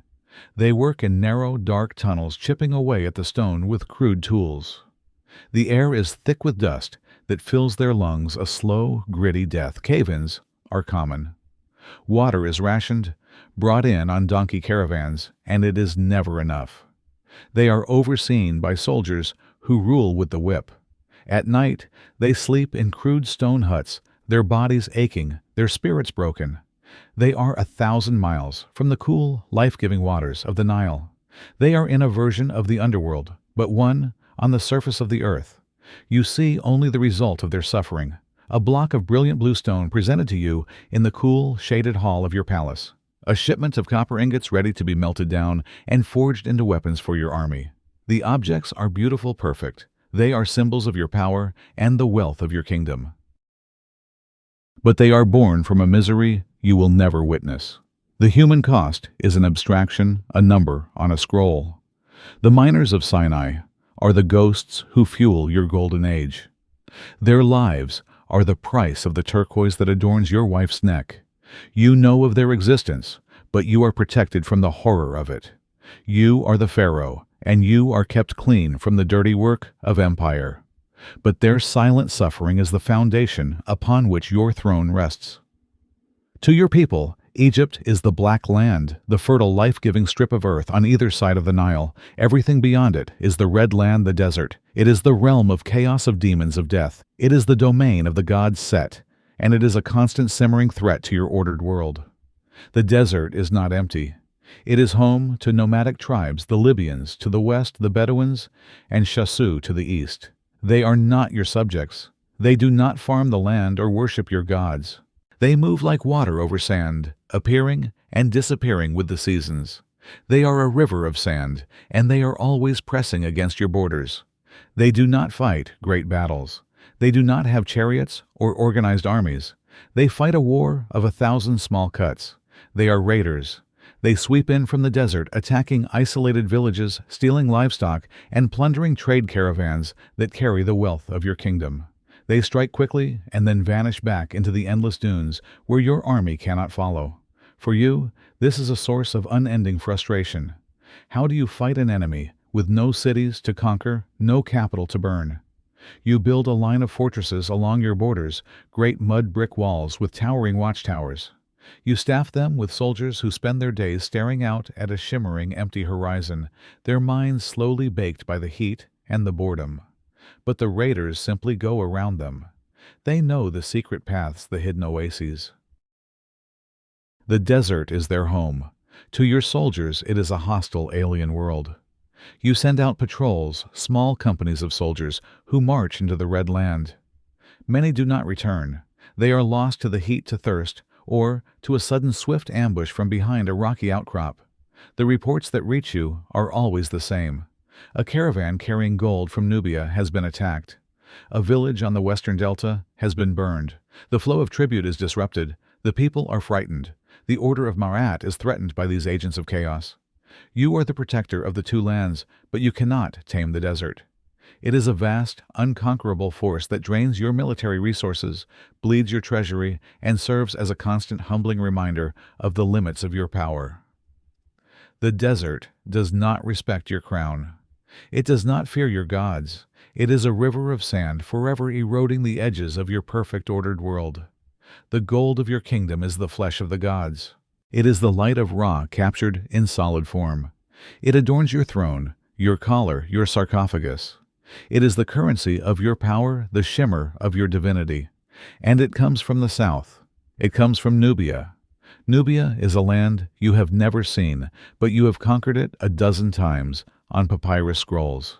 It is a source of immense wealth, gold, ivory, ebony, exotic animals, and people. But this wealth is not given freely. It is taken. It is the price of an occupation that has lasted for centuries.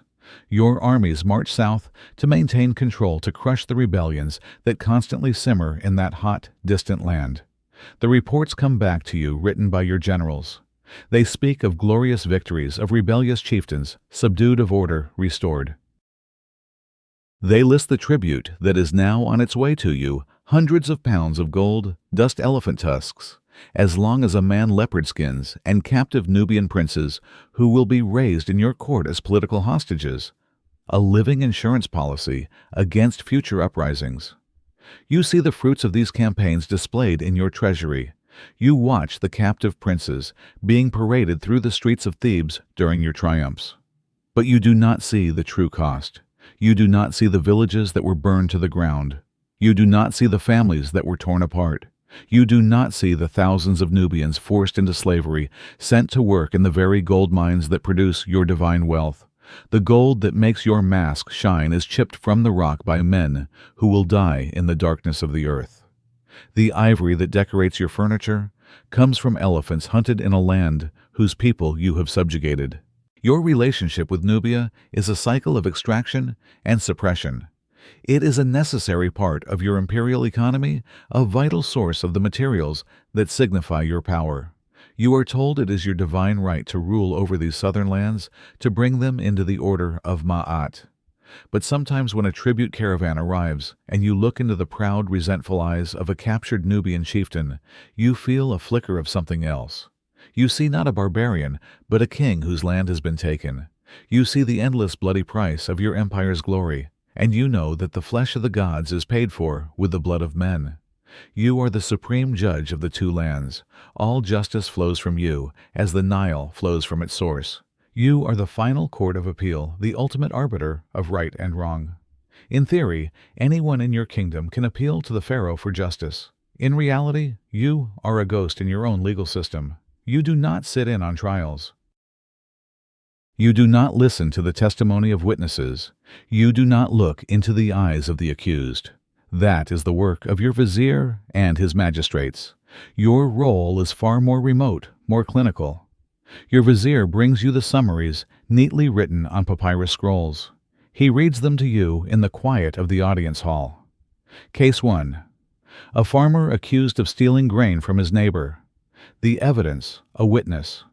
The sentence recommended by the court, 100 strokes of the cane and the forfeiture of his land. You nod.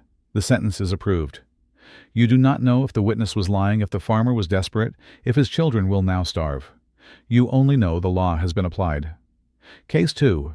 A tomb robber caught with artifacts from a noble's tomb. He confessed after interrogation. You know what interrogation means. It means the bastinado, the beating of the soles of the feet until the man confessed to anything, whether he did it or not.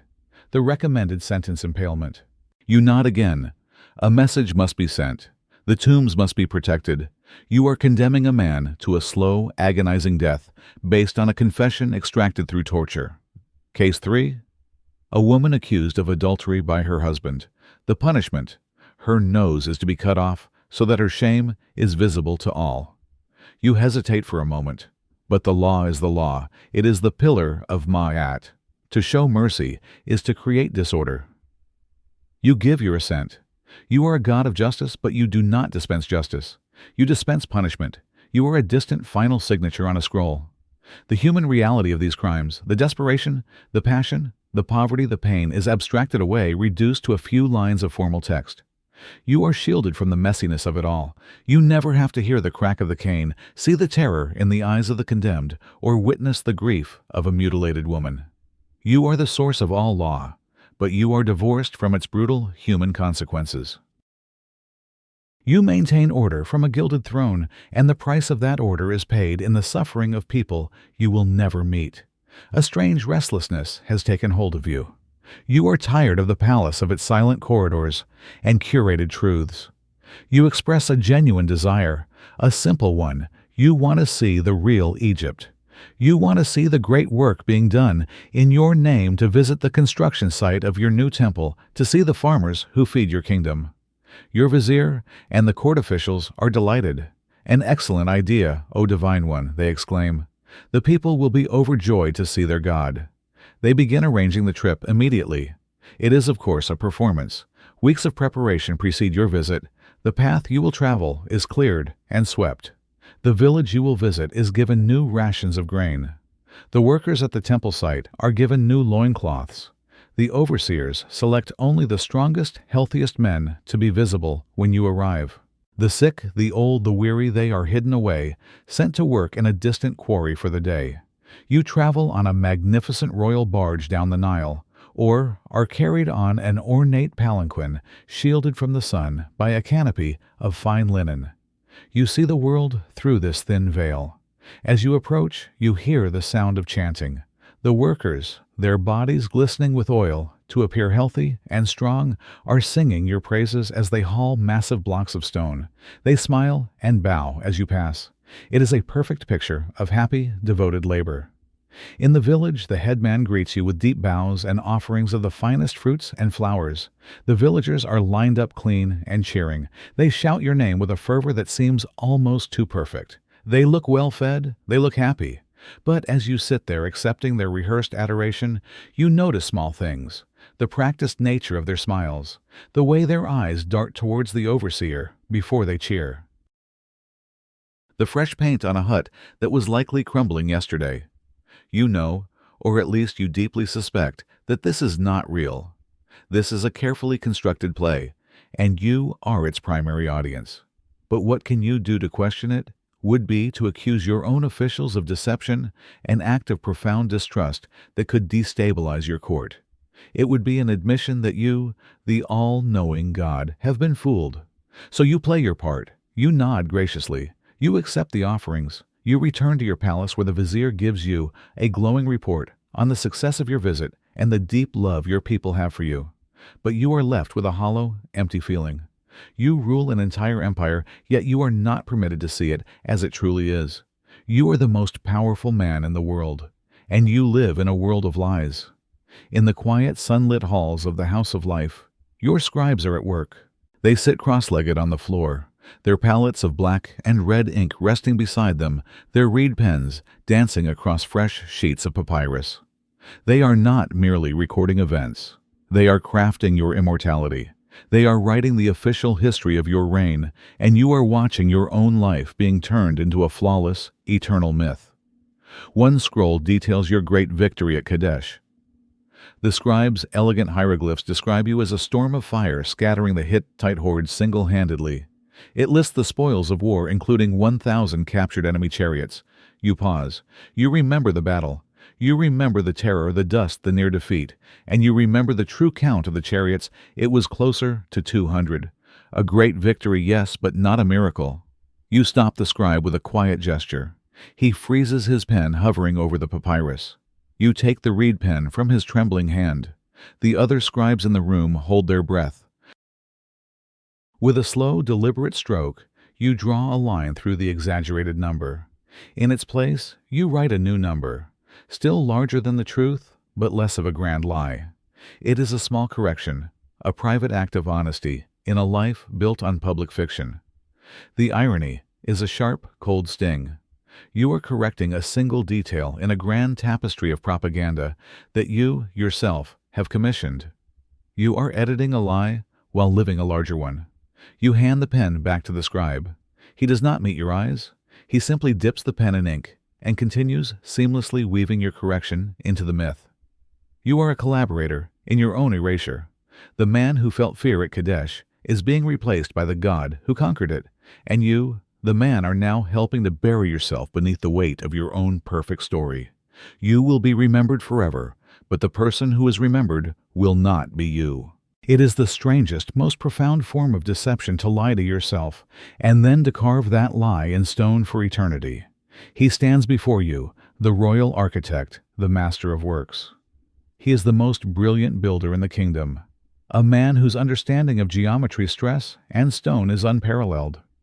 He unrolls a papyrus scroll on the table between you. On it are the plans for your tomb, your house of 1,000,000 years. It is a vision of eternity, a complex labyrinth of passages, false doors, and a burial chamber designed to be sealed, forever safe from the greed of tomb robbers. His design is ingenious. But as he explains the precise alignment of the main passage with the winter solstice sunrise, you notice his hands. They are trembling just slightly. You are his patron, his God, the one who has granted him this monumental task. But you are also his judge and his executioner.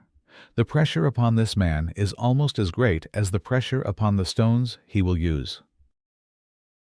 His entire life, his reputation, and his very survival now rest on the perfection of this single project. If he succeeds, if he builds a tomb that is both magnificent and impenetrable, he will be rewarded with gold land and a place of honor in your court. His name will be whispered with awe for generations. But if he fails, if a single calculation is wrong, if a supporting pillar cracks, if the alignment with the stars is off by a fraction of a degree, the consequences will be dire. It would be seen not as an engineering mistake, but as a bad omen, a sign of divine displeasure. A flaw in your eternal home would be a stain on your eternal soul. And for that, the price would be his life. You see the fear in his eyes, hidden behind a mask of professional reverence. Every day, he walks a tightrope between genius and terror. He must manage thousands of workers, coordinate the quarrying of massive granite blocks, and ensure that every single hieroglyph carved into the walls is perfect. He likely sleeps as little as you do, haunted not by political conspiracies, but by the physics of stone and the weight of your divine expectations. You could offer him a word of comfort, a gesture of reassurance, but you do not. His fear is a necessary tool. It is what will drive him to double-check every measurement, to push his workers to their limits, to create a masterpiece worthy of a god. You respect his genius, but you cannot afford to indulge his humanity. Your eternity depends on his fear. So you look over the plan's point to a minor detail and ask a sharp, probing question. He answers, his voice steady, but you see the sweat on his brow. The work will be done. It will be perfect, and it will be built on a foundation of his quiet, unrelenting terror. Your reign is not just a period of time. It is a competition, a silent, eternal rivalry with every pharaoh who came before you. Your greatness is not measured in the happiness of your people or the stability of your borders. It is measured in stone. It is measured in the height of your obelisks, the grandeur of your temples, and the sheer, breathtaking scale of your tomb. You walk through the great temple of Karnak, a place expanded by dozens of your ancestors. You see the towering pylons, built by Thutmose, the great hypostyle hall of Seti. First, the colossal statues of Ramesses the Great. You are surrounded by their ghosts, their legacies carved into every surface. They are not just your forefathers. They are your rivals, and they are silently challenging you. Can you do better? This is the great obsession of your life. It is not enough to rule. You must build, you must leave a mark so indelible that it eclipses the memory of those who came before. If your father built 2 obelisks, you will build 4, and they will be taller. If your grandfather added a courtyard to the temple, you will add a whole new wing, its walls covered in reliefs depicting your glorious victories, the ones your scribes have so carefully documented. This ambition drains the treasury. It requires fleets of ships to haul granite from the quarries of Aswan. It demands the labor of tens of thousands of men, their lives spent building your legacy. But the cost is secondary. What matters is eternity. What matters is that 1,000 years from now, people will walk through these halls and speak your name, not your father's. This competition extends even to the dead. You visit the Valley of the Kings, the secret sacred necropolis. You know the tombs of your predecessors are hidden here, filled with treasures. Your tomb must be deeper, more complex, more cleverly hidden. Its walls must be covered with more vibrant paintings, more powerful spells from the Book of the Dead. Your afterlife must be more luxurious than theirs. This relentless drive to build is not just about piety or vanity. It is the very essence of being a pharaoh. Your life on earth is fleeting. It is your monuments that will ensure your survival in the memory of mankind and your successful journey through the underworld. So you push your architects, your workers, your entire kingdom to build bigger, grander, higher. You are in a race against your own mortality, and your only opponent is the legacy of the dead. You look at the statue of Ramesses the Great, his serene stone face staring out over the centuries, and you make a silent vow. My statues will be larger. 30 years. You have sat on the throne for 3 decades. You have outlived your enemies, survived plots, and guided the kingdom through floods and famines. By all accounts, you should be secure, revered, your power absolute. But now comes the greatest test of your life, a test not of your wisdom or your piety, but of your physical body. It is time for the said festival. It is billed as a jubilee, a celebration of your long reign. But you know the truth. It is a terrifying public trial, a ritual designed to prove to the world that you, the aging God King, are not yet weak. It is a ceremony of rejuvenation, and if you fail, it is a public invitation for your rivals to begin sharpening their knives. The entire court is gathered in the festival courtyard. Nobles, priests, and foreign dignitaries watch your every move. The air is thick with anticipation. You are dressed in a short kilt, your bare chest, and legs exposed for all to see. They are not admiring your divine presence. They are judging your mortal flesh. Do your arms still hold muscle? Does your stomach show the softness of age? Is your step firm? The rituals are long and exhausting.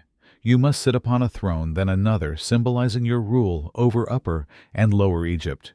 You must make offerings to a procession of gods. But the true ordeal comes at the climax of the festival, the ritual run. You must run a course around a set of boundary markers, a symbolic act of claiming your territory and proving your vitality. You hold the crook and flail in your hands. The crowd is silent watching. This is not a race against another man. It is a race against time, against your own aging body. As you begin to run, your heart pounds in your chest. Your knees ache. The sun beats down on your exposed shoulders.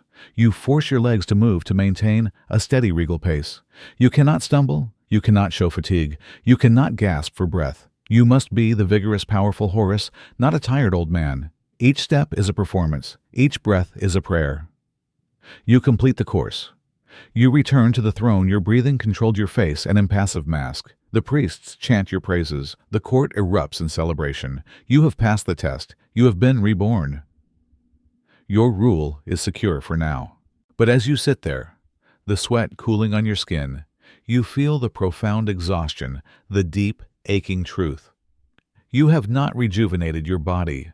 You have only postponed the inevitable.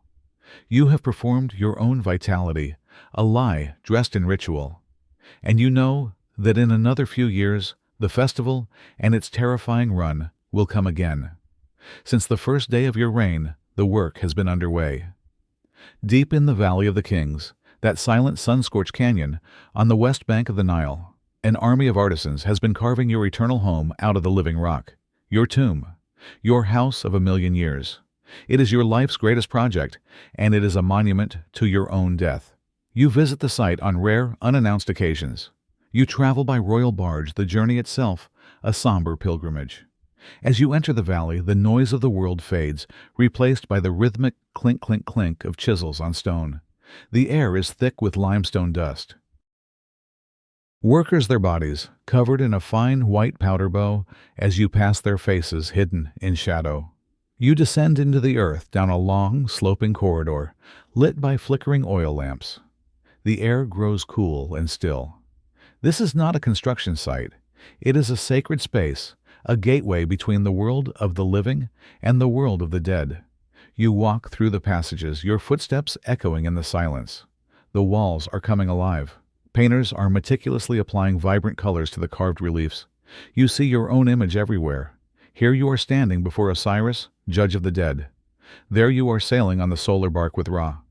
On the ceiling, the goddess Nut arches her star-covered body over you, a celestial protectress. The scenes are from the Book of the Dead, a map to guide your soul through the perils of the underworld. Every image, every hieroglyph is a spell, a prayer, a piece of divine technology designed to ensure your successful rebirth. It is a place of breathtaking beauty, a private cosmos created just for you. But it is also a constant chilling reminder of your own mortality. You look at the great granite sarcophagus that already rests in the burial chamber, its lid waiting to be sealed. You run your hand over the cool, smooth stone. One day, your body will lie here. You worry. Will it be finished in time? Is the stone of high enough quality? Are the spells carved correctly? A single mistake could jeopardize your entire eternal existence. The architect follows you, explaining the progress, his voice filled with reverence. But you know, he is also terrified. His fate is tied to the perfection of this tomb. You leave the valley as the sun begins to set, casting long shadows that look like fingers reaching out from the cliffs. You return to your palace of light and life, but the cool, silent darkness of the tomb lingers in your mind. You are building your paradise for the afterlife, but in doing so, you must spend your entire life staring into the face of your own end. The moment your last breath leaves your body, you cease to be a person. You become a sacred project. Your soul, your ba has flown, but your body, your cat, must be preserved at all costs, for without it, your spirit has no home to return to. The 70-day process of mummification begins. Your body is taken from the palace to the Pir Nefer, the House of Beauty, a place that is more of a sacred laboratory. The chief embalmer, a priest who wears the mask of the jackal god Anubis, presides over the work. This is not a medical procedure, it is a religious ritual. First, the brain is removed. It is considered worthless, merely the origin of mucus. A long iron hook is inserted through your nostrils into your skull. The embalmers twist it, scrambling your brain into a liquid pulp. Then your body is tilted, and the brain pours out through your nose. It is discarded without ceremony. Next, a sharp obsidian knife makes a deep incision along the left side of your abdomen. The embalmers reach inside and remove your internal organs, the lungs, the liver, the stomach, and the intestines. They are carefully washed in palm wine packed with fragrant herbs and placed into 4 separate canopic jars, each protected by one of the 4 sons of Horus. These organs must be preserved, for you will need them in the afterlife. The only organ left inside your body is your heart. The Egyptians believed the heart was the seat of intelligence, emotion, and memory. It was the record of your life, and it would be needed for your final judgment. Now your empty body cavity is rinsed with wine and spices. Then comes the most critical stage. Your body is covered inside and out with heaps of natron, a natural salt harvested from the desert. For 40 days you lie buried in this salt, which slowly draws out every drop of moisture from your tissues, desiccating you, preserving you from decay. It is a long, dry, silent wait. After 40 days, what remains is a shrunken, leathery, but perfectly preserved version of you. The embalmers then wash the body one last time and anoint it with precious oils. It is stuffed with linen sawdust and herbs to restore a more lifelike shape. Finally, the long process of wrapping begins. Hundreds of yards of fine linen are wound around you, layer by meticulous layer. Amulets are placed between the bandages, the ankh for life, the scarab for rebirth, the eye of Horus for protection. When they are finished, you are no longer a pharaoh. You are a mummy, a sacred object, a vessel for eternity. Your humanity stripped away and replaced with ritual resin and linen. Your body was never truly yours in life, and in death it belongs entirely to the gods. Your body is a vessel perfectly preserved, wrapped in hundreds of yards of the finest linen. Your golden death mask gleams its serene, impassive face, a perfect copy of your own divine image. Your sarcophagus, a masterpiece of carved and painted wood, now stands upright at the entrance of your tomb, propped up by the hands of priests. The world of the living has gathered for your final farewell. But this is not a goodbye. It is an awakening. Your son, the new Pharaoh, stands before you. Beside him is the chief priest wearing the heavy, dark mask of the jackal god Anubis.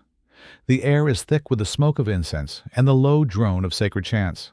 The opening of the mouth ceremony is about to begin.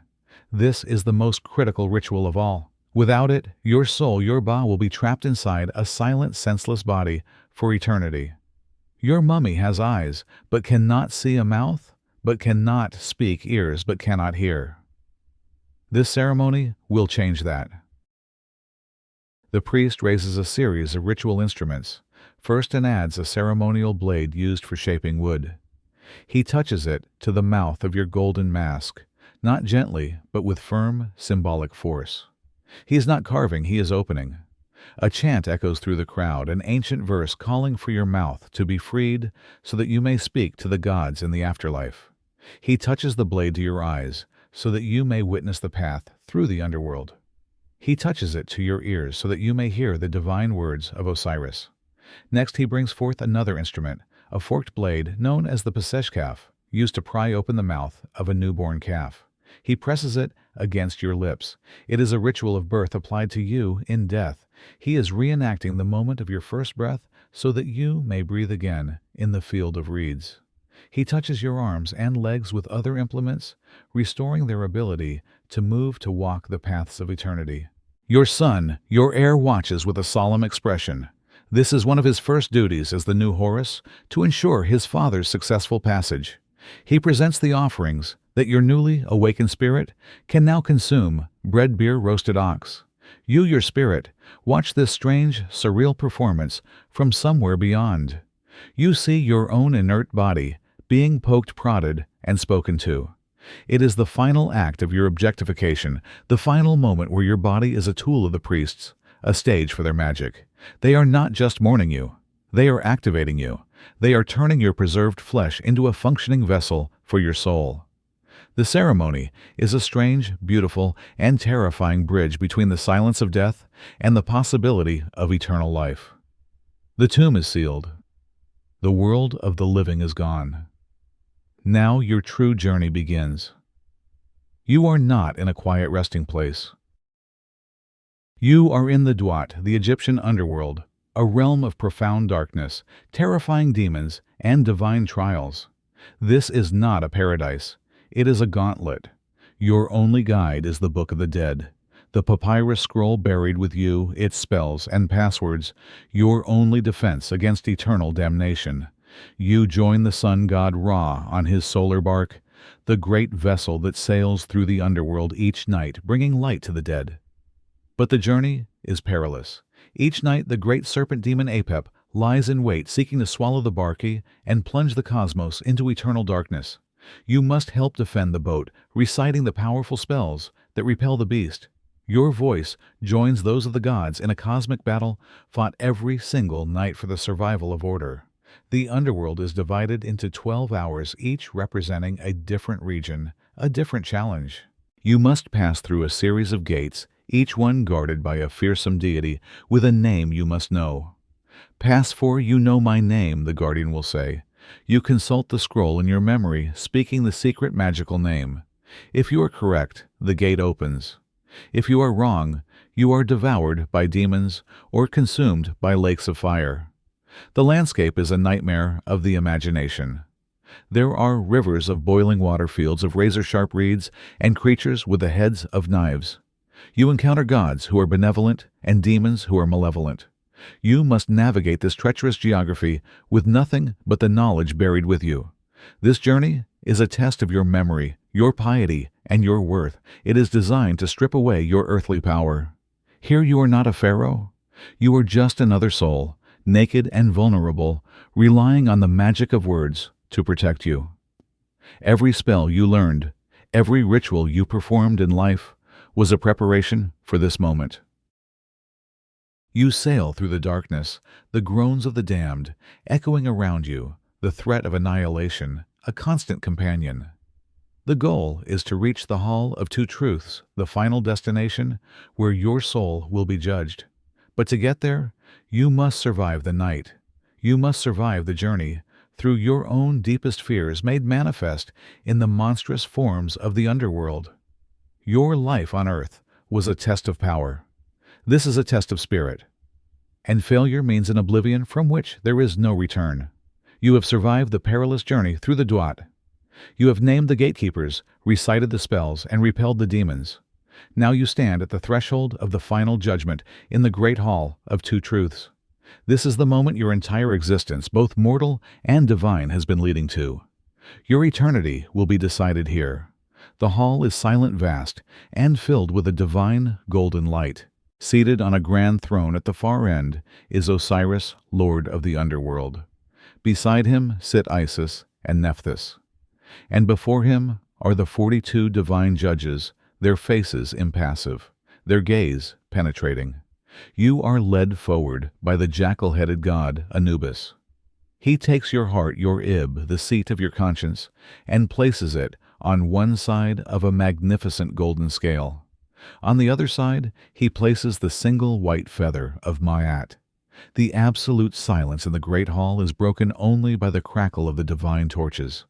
And then, if you could listen closely enough, you would hear it, the faintest, most delicate creak of the golden scale as the beam begins to settle. It is a sound that contains the weight of your entire life. As the scale teeters, you must recite the negative confession. You address each of the 42 judges, declaring your innocence. I have not stolen. I have not murdered. I have not spoken with deceit. You must be pure, for Thoth, the god of wisdom, stands ready to record the verdict. And waiting eagerly beside the scales is the monster Ammit, the devourer of the dead, her crocodile jaw ready to snap shut. She watches the scale, a silent, hungry spectator. If your heart is heavy with sin, it will be thrown to her, and your soul will be annihilated forever. There is no appeal. There is no second chance. The beam of the scale trembles, then stills. You watch your spiritual essence held in a state of perfect, terrifying suspense. Is it balanced? Or is this the end? Your entire legacy comes down to this single, silent moment, and the faint, almost inaudible sound of justice being weighed. You have made it. Against all odds, you have passed the judgment of the gods. Your heart was as light as the feather of Ma'at. Osiris has welcomed you into the field of reeds, a perfect, eternal paradise that is a mirror of the Egypt you once ruled, but without sorrow, without pain, without death. Here the sun always shines gently, the crops grow without effort, and the Nile flows in perfect life-giving abundance. You are at peace, you are immortal. But your immortality is fragile. It is tethered to the world of the living by a single physical anchor, your tomb, your house of 1,000,000 years. And it is not safe. One night, centuries after your death, a sound disturbs the perfect silence of your burial chamber. It is a faint chip, chip, chip from the world above. It is the sound of a chisel against stone. Mortals have found you. They are not priests coming to make offerings. They are robbers. You, your spirit, are helpless.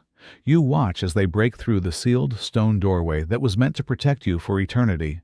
You see the flickering light of their torches cast dancing, monstrous shadows on the sacred paintings on the walls.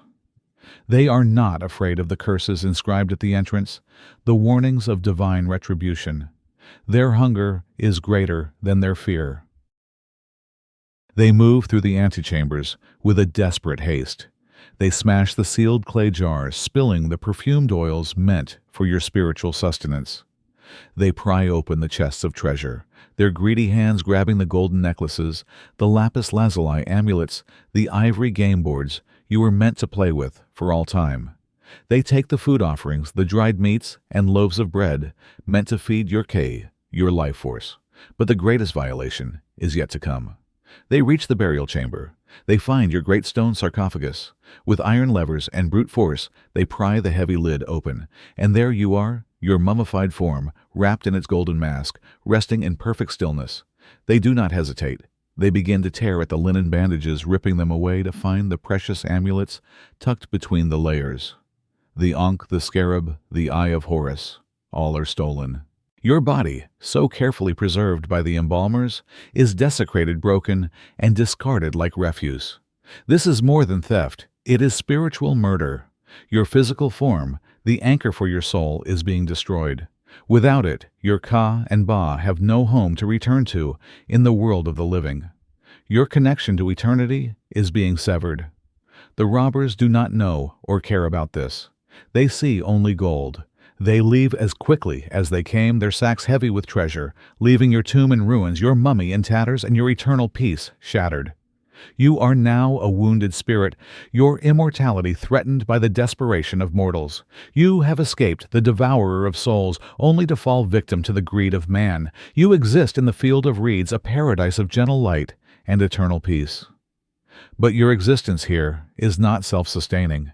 It is fed by a fragile fuel source from the world of the living memory.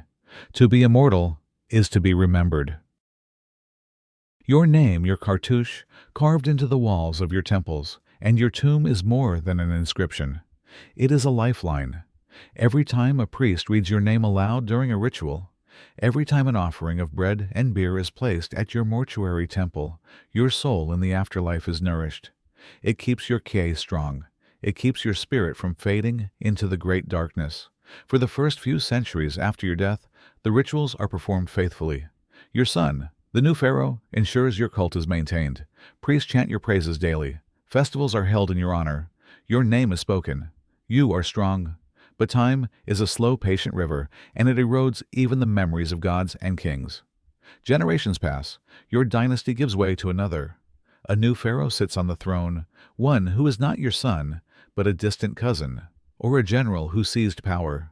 He has his own legacy to build his own ancestors to honor. The offerings at your temple become less frequent. The priests assigned to your cult are reassigned to a newer, more politically relevant temple.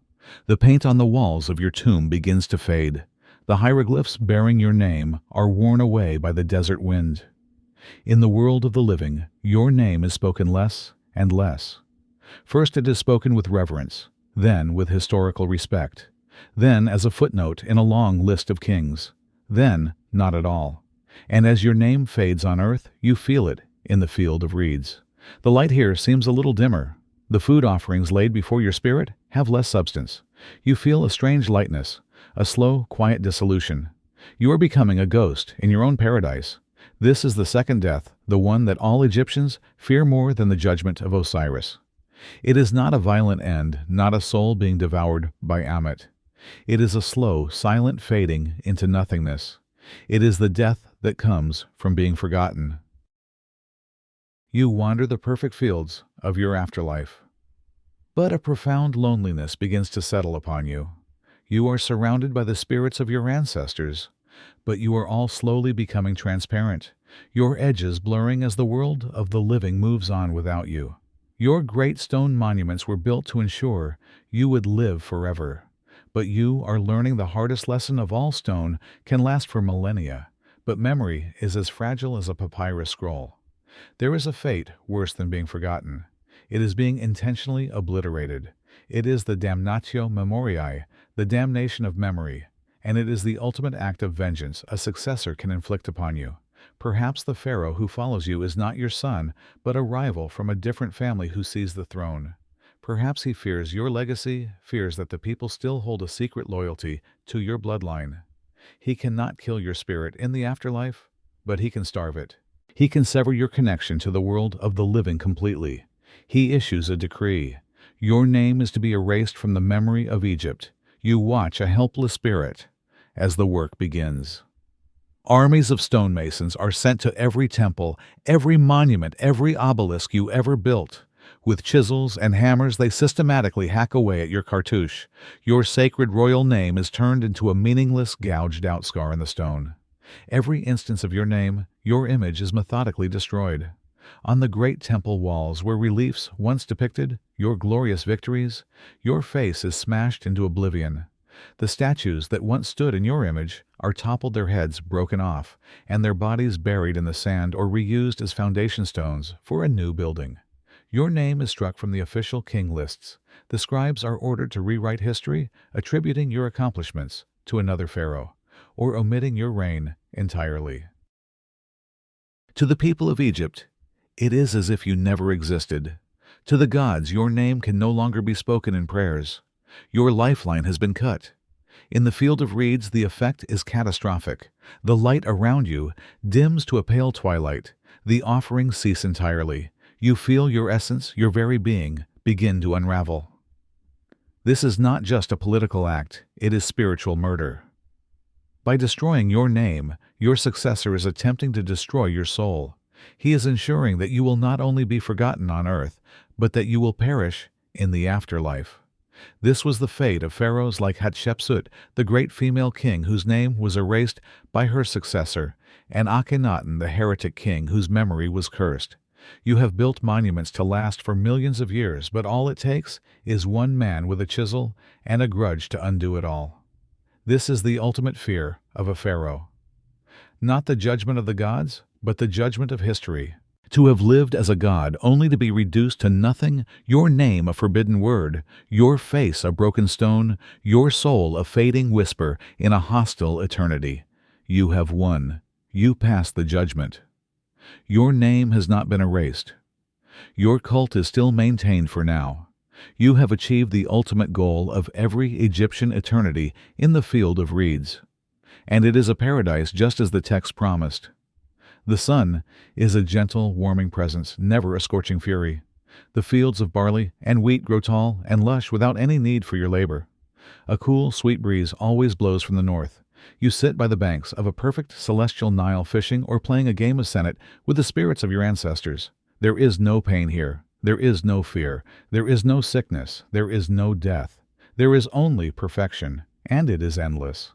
At first, it is bliss. A profound relief after a life of constant pressure and anxiety. But as the centuries drift by, like lotus petals on a still pond, a new feeling begins to settle in.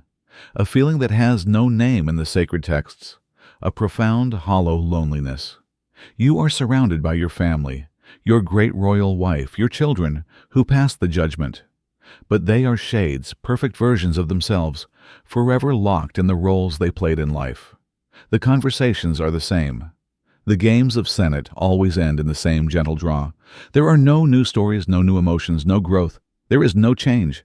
Your existence is a beautiful, flawless, and unchanging loop. Every day is the same perfect day. Every night is the same peaceful night. The joy you felt upon arriving has faded into a quiet, serene monotony. You miss the struggle. You miss the taste of real food even when it was tainted with fear.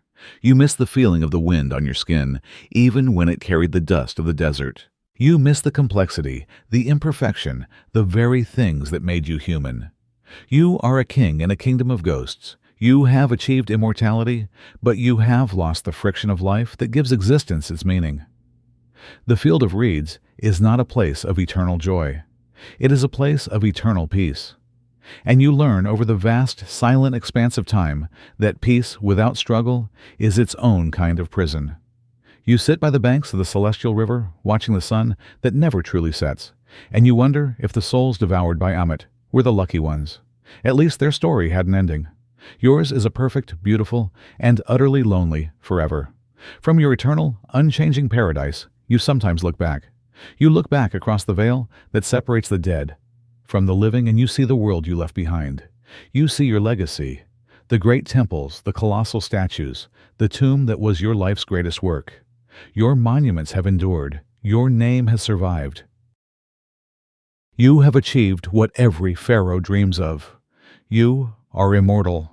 But as you look at these great stone testaments to your reign, a sense of profound distance washes over you. Who is that man carved in granite, his muscles perfect, his gaze untroubled? It is not you. It is not the man who lay awake at night, his mind reeling with paranoia. It is not the father who wept in secret over his dead child. It is not the king who was forced to sign the death warrant of his own kin. All of that, the messy, flawed, frightened human part of you, is gone. What remains is not you, but your echo, a perfect, powerful, two-dimensional image of a god. The world remembers the pharaoh, the symbol. They do not remember the man. You realize that in your quest for eternal life, your true self was the price. It was sacrificed so that the institution of the pharaoh could live on. Your monuments stand as a testament not to your life, but to the role you played. They are magnificent, and they are a beautiful lie. And you see your legacy as it will be seen thousands of years from now. You see your great statues weathered by the desert wind, their surfaces pitted by time. And you see that your divine face, once so perfect, has been worn away. Your nose, the symbol of breath and life, is broken and gone, a common victim of time and iconoclasm. You are no longer a perfect god in stone. You are a ruin, a magnificent, awe-inspiring ruin, but a broken one nonetheless. All that is left is a shattered echo, a final quiet reminder that even gods made of granite cannot last forever. And you wonder if this imperfect, broken memory is in the end a more honest legacy. For hours now you have walked in the golden sandals of a pharaoh. You have felt the weight of the crown, the chill of the stone palace, and the constant unnerving hum of paranoia that was the soundtrack to a divine life.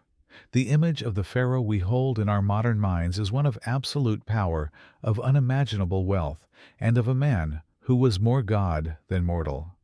But as you have seen tonight, the reality was far more complex, more fragile, and in many ways far more tragic.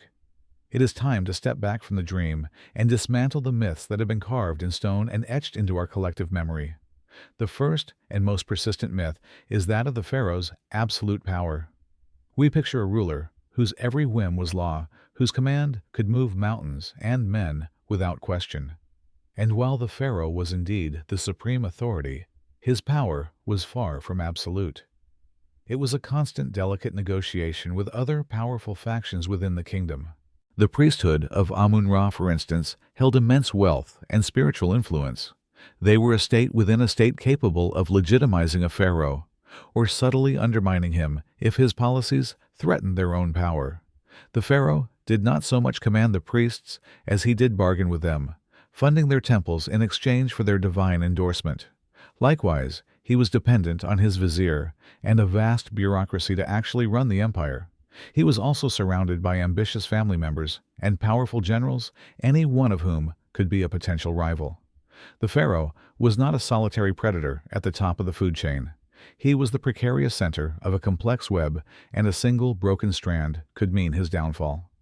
The second myth is that of a life of unparalleled luxury and comfort. We see the golden masks, the grand palaces, and the treasures of the tombs, and we assume a life free from hardship. But the luxury of a pharaoh was a gilded cage. The comforts we take for granted today, privacy, spontaneous joy, simple human connection, were almost entirely absent from his life. Every meal was a potential assassination attempt. Every public appearance was a rigid, exhausting ceremony. Every relationship was filtered through political calculation. The palace was not a home, but a stage. His ornate bed was often a lonely one, and his beautiful gardens were patrolled by guards. He was surrounded by the finest things in the world, yet he could trust no one and nothing. The life of a pharaoh was not one of comfort. It was one of constant grinding performance, where the price of divinity was humanity itself. Perhaps the most enduring myth of all, one reinforced by a century of cinema, is that the Great Pyramids were built by armies of slaves whipped into submission under the desert sun. The historical and archaeological evidence tells a very different story. The pyramids were not built by slaves. They were built by a skilled, paid workforce of Egyptian citizens. Excavations of the workers' villages near the Giza Plateau have revealed a well-organized community with barracks, bakeries, breweries, and even medical facilities where workers received treatment for injuries. These were not the conditions of slaves. These were the conditions of respected laborers, engaged in a national project. To them, building the eternal home for their god-king was not bondage. It was a sacred duty, a form of civic and religious service that ensured the stability of the kingdom and the favor of the gods. Their labor was a form of worship, and they were compensated for it not with whips, but with bread, beer, and the honor of building eternity. When you peel back the layers of gold and myth, you find that the pharaoh's divinity was not a source of freedom, but a form of imprisonment. To be declared a living god is to be stripped of your right to be human. You are not allowed to feel fear, to show doubt, to grieve openly, or to make a mistake. You become a perfect, unchanging symbol, an icon whose every action must align with the cosmic order of Ma'at.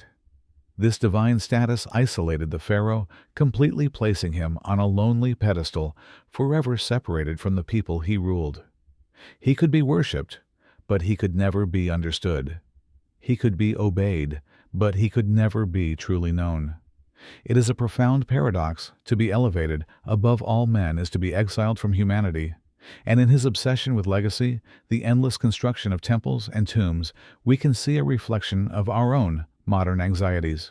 The pharaoh's desperate need to leave an eternal mark, to build something that would outlast time, is not so different from the modern pressure to achieve, to succeed, to create a legacy that will be remembered. We build careers, companies, and digital footprints, all in an effort to cheat oblivion. The pyramids, in their own way, are the ultimate expression of this timeless human fear of being forgotten. They are monuments not just to a king's power, but to his profound, deeply human desire to matter forever. And it forces us to ask what we are willing to sacrifice for our own slice of immortality. Ultimately, the life of a pharaoh forces us to confront one of the oldest questions: is it possible to have great power and personal happiness? The pharaoh had everything the material world could offer: wealth, beyond measure authority over millions, and a status that touched the divine. Yet his life, as we have seen, was filled with fear, loneliness, and crushing responsibility. He had no peace, no privacy, and no true freedom. His story serves as a timeless, somber meditation on the true nature of a good life. It suggests that perhaps power and inner peace are opposing forces, and that the heaviest chains are not made of iron, but of gold. And that the freedom to live a simple, unremembered life may be the greatest luxury of all. And so the story of the pharaoh comes to a close. A story not of unbridled power, but of profound and inescapable burdens. For a lifetime you have been a god in a cage, a king on a stage, your every move dictated by ritual, your every thought shadowed by fear. You have walked through halls of gold and whispers, presided over feasts you could not taste, and led ceremonies to uphold a cosmic balance that rested entirely on your weary shoulders. You were the most powerful man in the world, yet you were a prisoner of your own divinity, bound by tradition, haunted by paranoia, and ultimately erased by the very legacy you sought to build. The irony is the most crushing weight of all. You were the ruler of a vast and mighty empire, yet you could not rule your own fate. You were a master of life and death for millions, yet you were powerless against the sickness in your own body and the ambition in your own family. Your life was a magnificent performance, and your reward was an eternity spent in a silent, lonely paradise, forever sustained by the fragile memory of the living. A king of everything and a master of nothing that truly mattered. The crown was not a symbol of your freedom. It was the very instrument of your servitude. But as you lie here, now, listening to the echo of this ancient life, you are reminded of a quiet, profound luxury. The luxury of being no one of importance. Think of it. Would you trade your freedom for a crown of gold and dust? Would you exchange the simple peace of an anonymous life for an eternity of being remembered as a god you never truly were? The silence that surrounds you now is not the heavy, watchful silence of a palace. It is your own. It is a gift. You do not have to carry the weight of the universe on your shoulders. You do not have to fear the poison in your cup or the dagger in the dark. Your name is not carved in stone, and for that, you are blessed with a freedom greater than any Pharaoh ever knew. You can feel sorrow and joy without the world judging it as an omen. Your dreams are your own. Your life is your own, and your rest tonight is truly and completely yours. So let the story of that gilded cage fade away. You are not there anymore. You are here. You are safe. There is no cool stone tomb waiting for you, only the warmth and softness of your bed. The mattress supports your body completely. Feel the weight of your limbs sinking into it, letting go of all tension. There are no whispers of priests in the shadows, only the quiet, gentle hum of the night around you. Let your mind grow still. Let the river of thought slow to a quiet stream, and then to a still, clear pool. There are no duties to perform, no rituals to remember. There is only this moment, this quiet, this breath. Listen to it, the gentle, easy rhythm of your own breathing, in and out. You are not a god. You are not a king. You are just here, safe and sound, drifting into a quiet, peaceful sleep. Breathe. You are free.